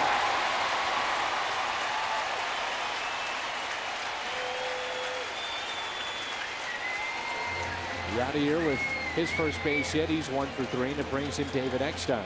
Very unusual how he will let that bat rest on his shoulder, and then part of the trigger mechanism, when the pitcher gets to a certain spot, he takes it up, gets to the trigger spot, and pulls the trigger. Sometimes a guy, if he's holding the bat up there, he tenses up too much. So in his effort to relax his hands and forearms, he lays it on the shoulder until the pitcher is ready. Last time up, it was a hit and run with Eckstein, and he singled. He is 1 for 2 on the night. There he is, so now the right-hander. He is warming up in the bullpen, but that's what we talk about. Batista's got this great arm. He doesn't have much of a breaking ball. Hitters can kind of sit on that fastball, and then it's a question, can you catch up? But, you know, if he can throw 3 great breaking balls over in the strike zone, he's going to get a lot of guys. Until he can prove that, they're going to look fastball. Apodaca, who worked with Clint Hurdle when Clint was a AAA manager in the Mets organization, and they're working well together in Colorado. Not the easiest of job being a pitching coach in Colorado. Arias is getting loose in the bullpen. A right-hander for the Rockies. First and second, 1 out. Rockies up by a run. Breaking ball and a strike.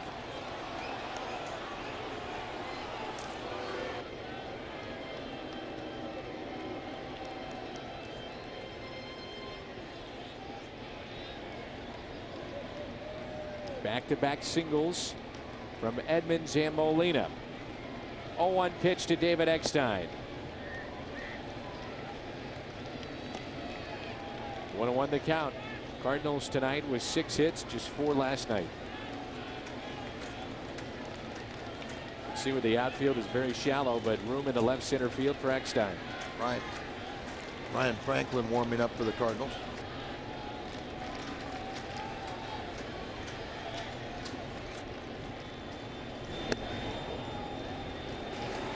Now what was interesting was that Franklin, could have been used in the game last night. My assumption is Tony's trying to save, at least thinking from last night, trying to save his bullpen because of what is presenting itself tonight, which is Brad Thompson. That was a little contrary than our Geico quote where he said, "Oh, my goal is to win tonight and I'll worry about tomorrow." But I think it was more the fact that brought up Falkenborg, who was the closer at Memphis, and didn't want him waiting around too long, keep him sharp. But would have been a perfect time to bring in Franklin, as you said. But Franklin is a guy that's geared to go more than one inning, but he's been kind of the 8th inning guy. Clint's getting a little nervous. Hopefully rightfully so. The Cardinals' last extra base hit was Sunday versus Houston in the 7th inning. That was by Duncan, a double. The last 8 games, including tonight, 4 extra base hits and 34 singles. Oh, and Eckstein is hit by the pitch.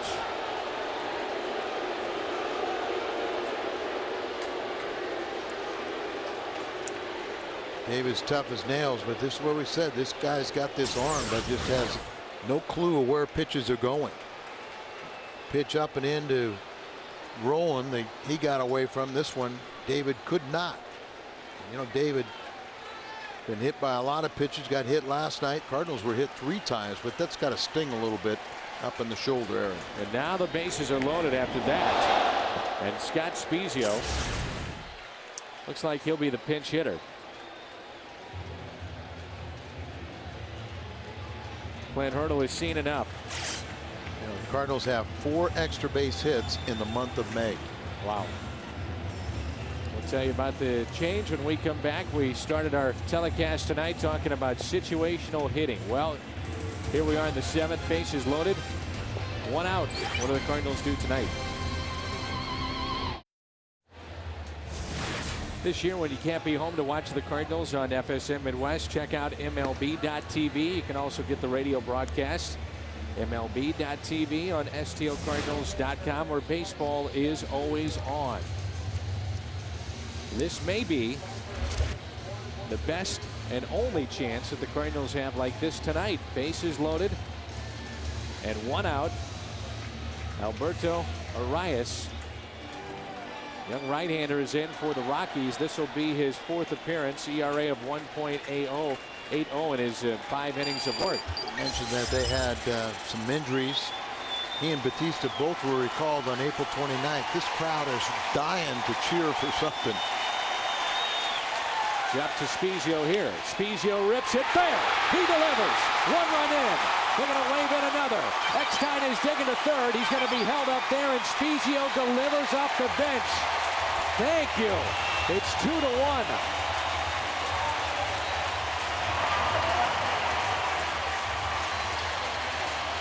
I was very curious, the switch hitter Spezio, that the Rockies have 3 left-handers in their bullpen, and Scott is a much better hitter from the left side, batting .240, but under .200 from the right side, and he delivers with this ball down the right field line.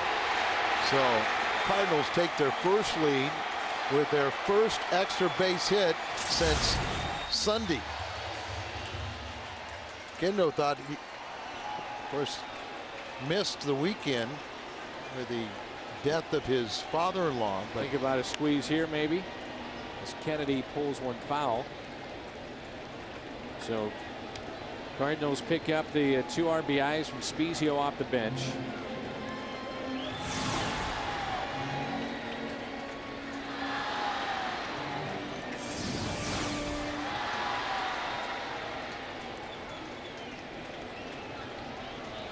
Spezio now 4 for 12 with runners in scoring position, and big hit. Got the infield drawn in. Runners at second and third. And it's 1 ball, 1 strike. A lot of times, you know, you don't want to put that squeeze on with a left-handed batter, because all they have to do is really pinch out. The only thing he can do is throw the bat at it, and then catcher's up the line to fly the tag. I think right now you want Spezio, Kennedy, get an RBI the old-fashioned way. Swing the bat. Kennedy is 0 for 3 on the night. 3 groundouts. John Davidson wearing his Cardinal hat. His wife and daughters. Got a chance to play 9 holes yesterday in our Fox tournament with John. Had a good time, right? He was 19-year-old goalie, back in when I was playing with the Cardinals. Kennedy pops it up. Will it get out of play? Torrealba gives it a look. That'll find the seats. This is a situation now. The Cardinals have to get more than just 2 runs. Yeah, they got 2 runs now. They still got 1 out. You got 2 men in scoring position. You're absolutely right. Tony's thankful for the 2, but he wants to be greedy. And remember, when the Cardinals got 4 runs, they've been able to wrap up those victories. They're really swinging the ball, the outfield, shading him to left field. A big gap out in right center. Hop out there in right field is fairly deep. And the infield in. Boy, there's a big gap between the infield and the outfielders. 2-2. You better pitch him away with hard stuff if you're going to play him that way.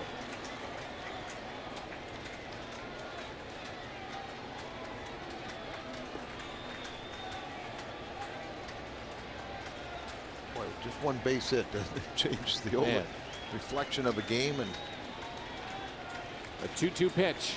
Breaking ball just missed outside. Trying to backdoor it to where left-hand hitter gives up on it. It breaks over the corner for the strike.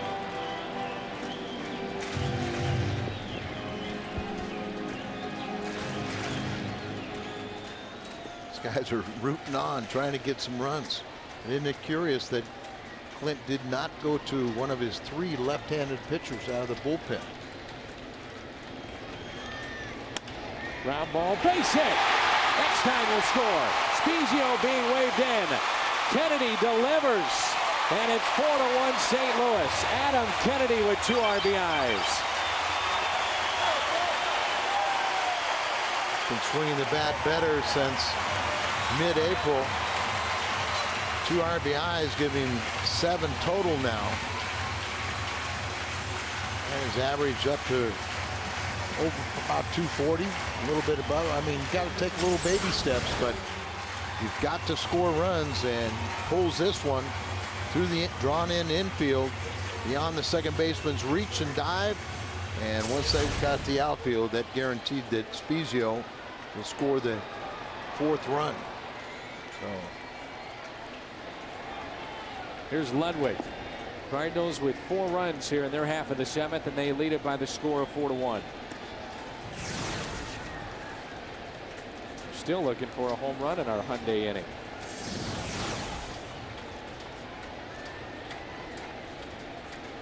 Cardinals are 6-1 when they score 3 or more runs.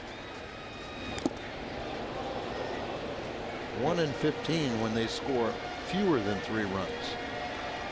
Pile on. Let's see if the Cardinals might want to do some running here. Kennedy is a guy that is not bad as far as stealing bases in his career. No unexpected findings in the surgery of Chris Carpenter's elbow today. That's good news. No timetable, though, set for his return. Classified as successful surgery. Got a heartbeat, but I initially put the timetable around 3 months, but you just don't want to. If you set a timetable, then you're only setting yourself up for disappointment, or somebody trying to figure out why he didn't come back at that time. Pretty much straight away and bunched in the outfield.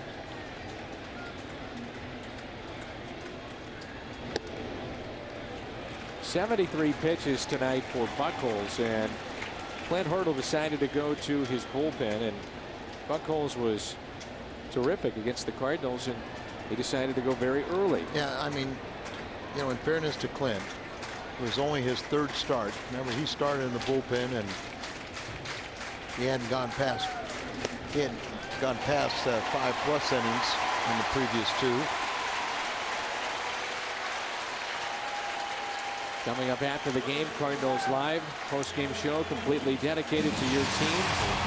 Head inside the Cardinals clubhouse. You're going to hear from Tony La Russa. All that coming up later tonight. Cardinals Live presented by Budweiser. I think my biggest question is when he brought in this right-hander, why he didn't have one of his 3 left-handers available. Didn't even have him warming up like he does now.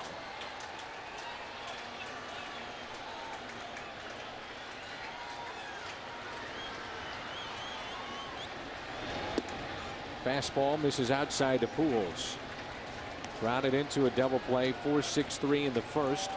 Walked in the fourth and grounded out back in the sixth. The 8th man to come to the plate for the Cardinals here in their half of the 7th, and they lead it 4-1. Jeremy Affeldt has now got up and throwing a lefty in that pin. Hot shot to short and another double play. 6-4-3. Boy, he hit a rocket to short. Cardinals pick up 4. They lead it by 3 runs. Here's our Geico quote of the day from none other than Casey Stengel. There comes a time in every man's life, and I've had plenty of them. He was no better Stengelese than something like that. Truck says some buddies of mine are coming. Oh, the Dare guys. They're 5th graders. No. But had the Dare ceremony here. A lot of parents with their kids were out there. And of course, the Cardinals put on a great elementary school program that is free to the schools, where Fred Bird and Joe Cunningham come out. Sometimes I'll do it, but it's Joe Cunningham started the program, and it's just 3 principal messages: stay in school, participate in sports, and most importantly, stay away from drugs. Great program. Call the Cardinal front office about that next year. Ryan Franklin will come in here, appearing for the 14th time. This guy has really solidified the 8th inning and done an outstanding job. Went to spring training hoping to be the 5th starter, but now he's found, I think, a great role for this Cardinals, pitching the 8th inning, setting it up and bringing it to Isringhausen. Here's Matt Holliday to lead it off in the 8th. He's had quite the night, hasn't he? He sure has. Pair of doubles and a home run. Triple away from the cycle, and he won't get it here. Low throw, and Pujols has got it. The Cardinals pick up 4 runs in the 7th inning.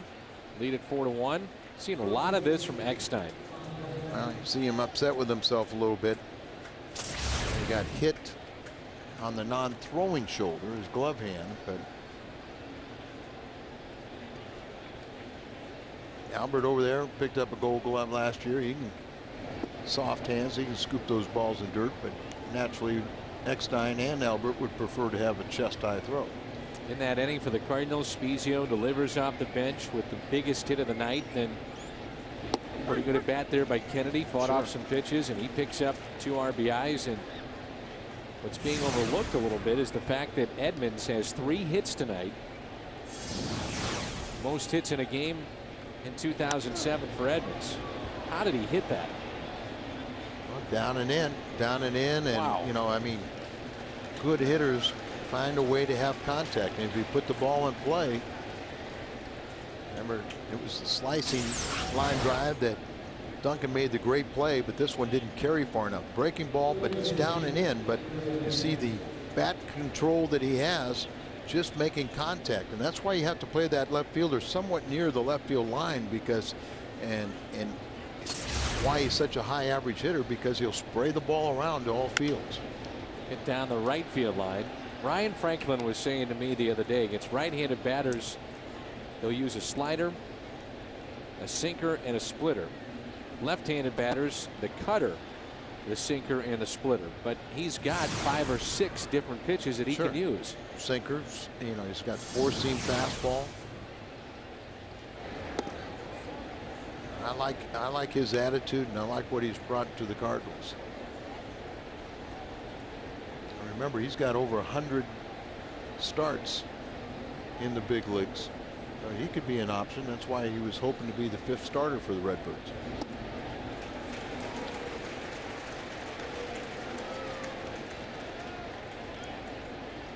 Also very capable with several of his pitches to get a ground ball double play.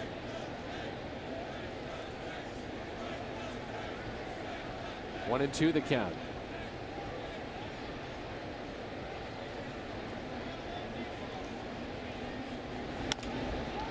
Hit left side. Rolling. Can they turn 2? Yes, double play. 5-4-3. Franklin gets the ground ball. Bottom of the 8th. Rolls in. When we come back, it's 4-1. Baseball tonight is brought to you by Budweiser. We thanks you for being a designated driver. By Chevrolet. Meet the all-new Silverado 2007 Motor Trend Truck of the Year. See for yourself. Shop and compare at stlchevy.com. And by Advance Auto Parts, providing car care, know how to protect your investment. Now we're ready in advance. We are. And we're ready to claim this victory.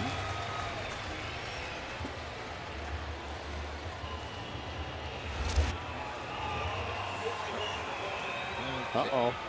He's been caught. Working hard. Well, he probably was in a conference. He was in a conference with Tony about how many runs we're going to score this inning with Taguchi leading off. I just found out one of the reasons why maybe Clint Hurdle did not go to 2 of his 3 left-handers. Appelt just gave him his first 12 appearances was very good, but he's allowed 6 runs over 2 2/3 over his last 3 innings. Tom Martin, another left-hander, has allowed 3 runs in 3 straight appearances. Batters are batting. They're 6 for 11, a .385 average over his last 7 appearances for Appelt.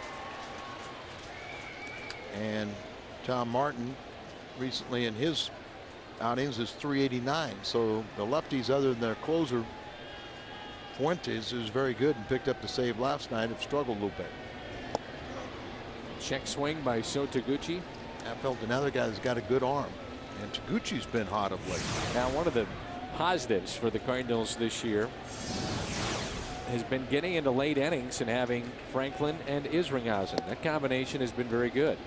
Well, you know, for the most part, the bullpen has been very good for Tony La Russa. It's just that haven't had many leads, and as you said, Izzy has only blown 1 save, and that one you really can't even say he blew that one because the wind blew the save. There's that fly ball hit down the right field line at Wrigley Field that should have been caught. Well, but it was started in foul territory and ended up being a single that blow his save for him, but he's been perfect other than that. Here's Scott Rowland. So Taguchi strikes out to start the bottom of the 8th as a pinch hitter for Duncan, and here is Rowland, who is 0 for 3. He is grounded out to short, fly to center, and struck out.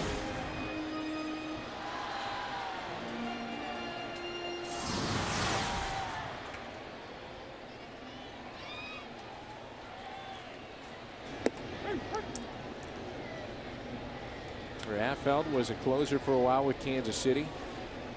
Used in a variety of roles. Still got a good arm. Just hit 93 on the last pitch from the left side, and that one on our gun at 99. He's got 18 big league saves. The most he had was in 04 when he had 13. Had a lot of arm problems. His 3rd round draft pick in '97 for Kansas City, Affleck, but disabled list in 2002, disabled list in 2003, 4, 5, a couple times in 05. Affeld came over with Denny Bautista from Kansas City for an infielder, Ryan Shealy, and Scott Doman. Trade deadline of last season. 3 balls and 1 strike.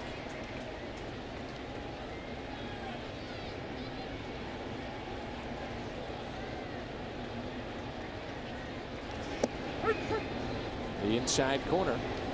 Full count.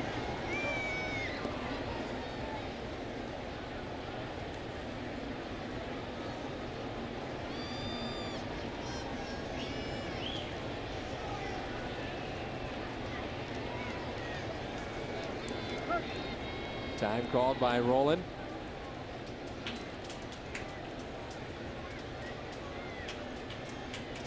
Pop, Torrealba, and Quintanilla due up for the Rockies in the 9th. Rowland hits it out to left field. stays in the ballpark for the second out.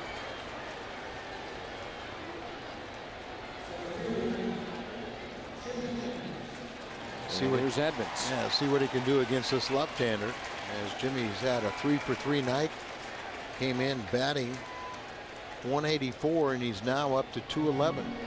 Edmonds had his last 4-hit game July 31st, 2004 at San Francisco. 4 times he had 3-hit games a year ago.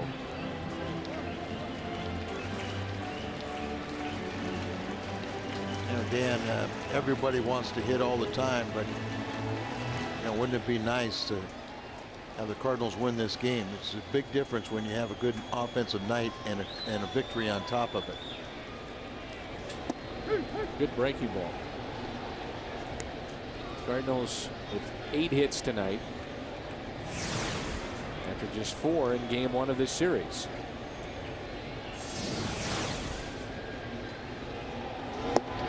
Amongst those 8 hits, more importantly, is 2 extra base hits, and they were good ones as they both drove in a pair.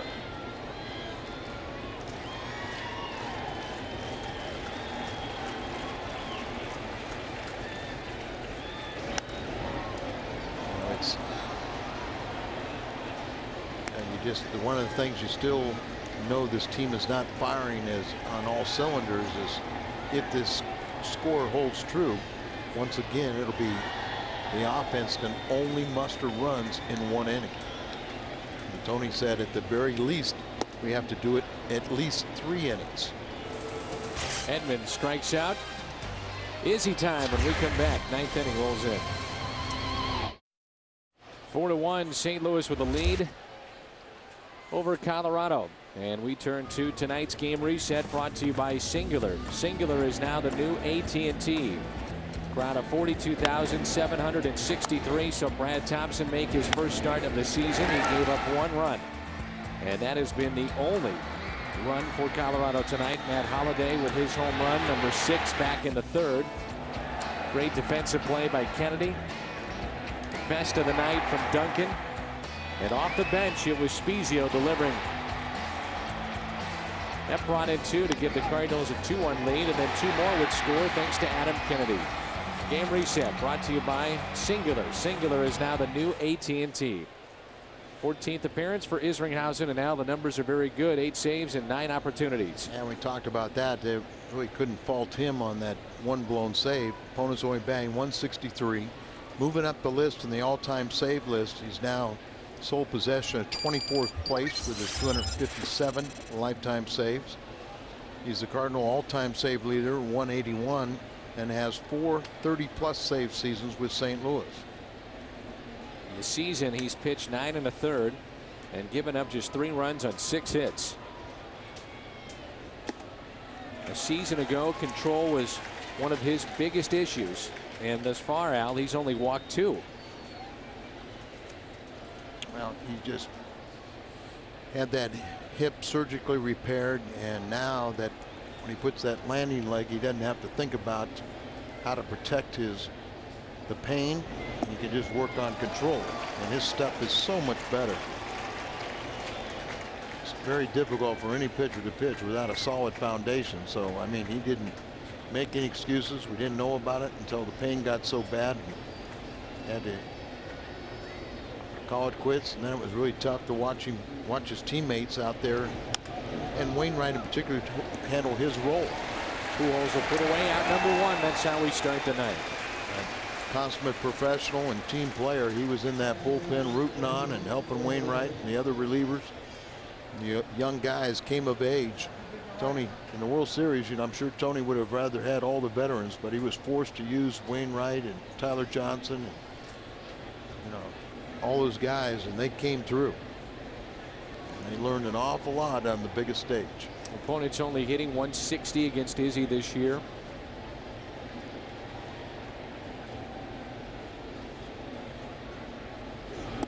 When you think about Isringhausen, I mean, it's his entire body that gets into the pitch, and that's why that hip area is so important. So much, you know, the pounding that the body takes, and his lower body is big, and he'll drive off that back leg. and pound on the front. And it was the landing leg, so you know you got that body, you're balancing on the one leg and coming over the top, and he's had that hip repaired twice now, shaved down, probably face hip surgery in the future. And he's hoping that future is 10 years from now, 15, whatever it is. A strong competitor and still pitching well. 1 ball and 2 strikes.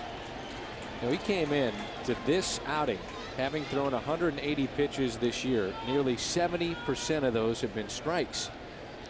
I mean, that's very important. Well, and that was the odd thing a year ago when he was struggled so mightily with his control. It was never a factor in the past. He always had impeccable control. As he bounces one to the plate. It's all right on cue. That's right. 2-2. But he was ahead in the count. He was trying to get him to go out. I'm with you, Al. I'm with you. Notice they don't mind if we say something positive. No. We found that out time and again. 2-2 on Torrealba with 1 out, nobody on. 4-1 St. Louis.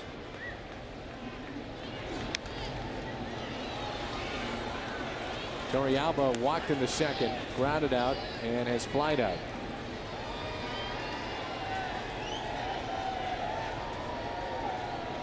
Big hit tonight from Adam Kennedy to drive in 2. Prior to his at bat, it was Spezio off the bench. 2 only extra base hits, 3 hits from Jim Edmonds. And don't forget the contribution of Brad Thompson, the Cardinal starter. Ground ball to second. Out number 2.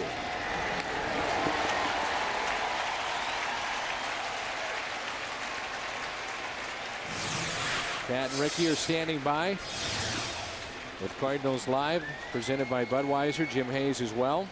We're out away from that. You don't think they're excited about talking about a win? You know it. These fans are on their feet wanting to talk about a Cardinal victory. And you know, and as bad as things have gone, once again, you try and win series. You win this one here, get the final out, and you win tomorrow and you win another series. They put them constantly putting themselves in a hole, losing that first game. Quintanilla is the final hope for Colorado.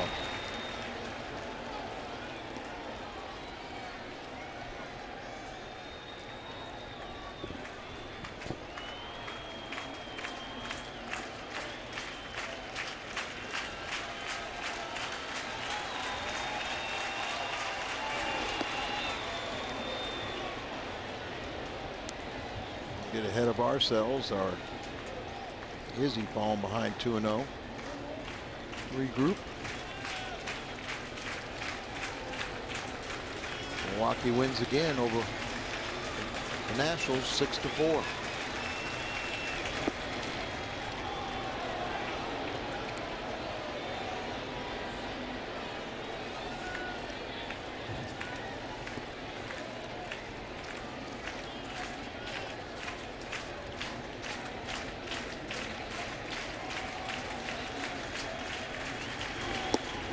Three and 1.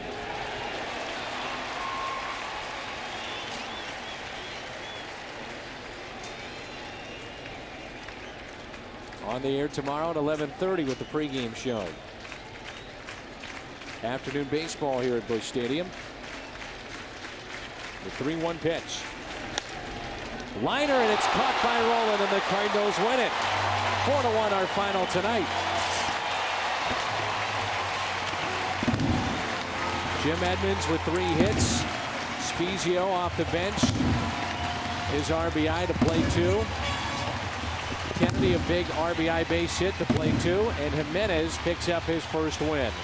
St. Louis 4, Colorado 1. Budweiser player of the game is coming up next.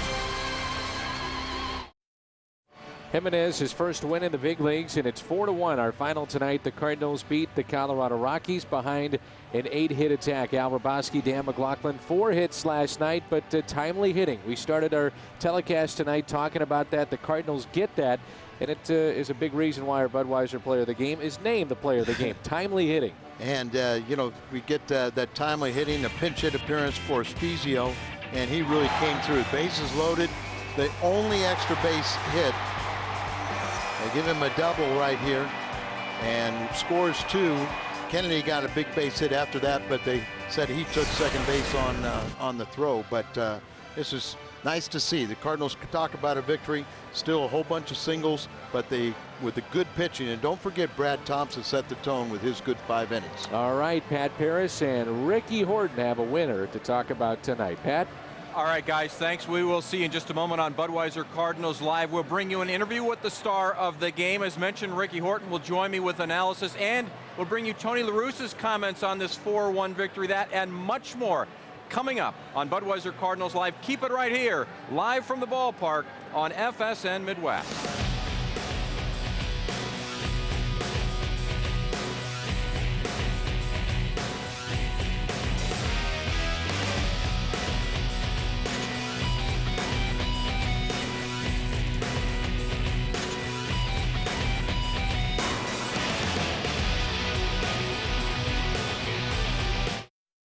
Spezio, a pinch hit, 2-run double in the 7th to give the Cardinals a lead for good. And Scott, you come into the game with the bases loaded. First pitch, you see you bang it into the corner. You like that first pitch? I like any pitch that's over the plate. I was just looking for something up and over the plate, and I got it, put a good swing on it, and luckily it got in the right spot. The 4 runs tonight, runs have been scarce for this team. Do you feel like any day now you guys are going to break out of this collectively? Well, you got to keep a positive attitude, and I know the guys on this team can hit. I know I can hit, and you know, we just got to keep forging ahead and not let everybody get us down. You know, we know what we can do. We just got to keep you know, practicing in the cage, practicing on the field here, and you know, just trusting ourselves and our abilities. That's a big story tonight. Certainly the pitching was. A lot of guys played a role, but how about the job by Brad Thompson? Gets sort of an emergency start and pitches well. He did a great job. He made one mistake the whole night, and you know, Holliday made him pay for it. But other than that, he was fantastic, and you know, he just went out there and looked determined, and you know, we wanted to get him get a win out of this one for him, and we ended up doing it. It's great. Scott, thanks for the time. You got it, no problem. We've seen it before. Scott Spezio, a flair for the dramatic, guys.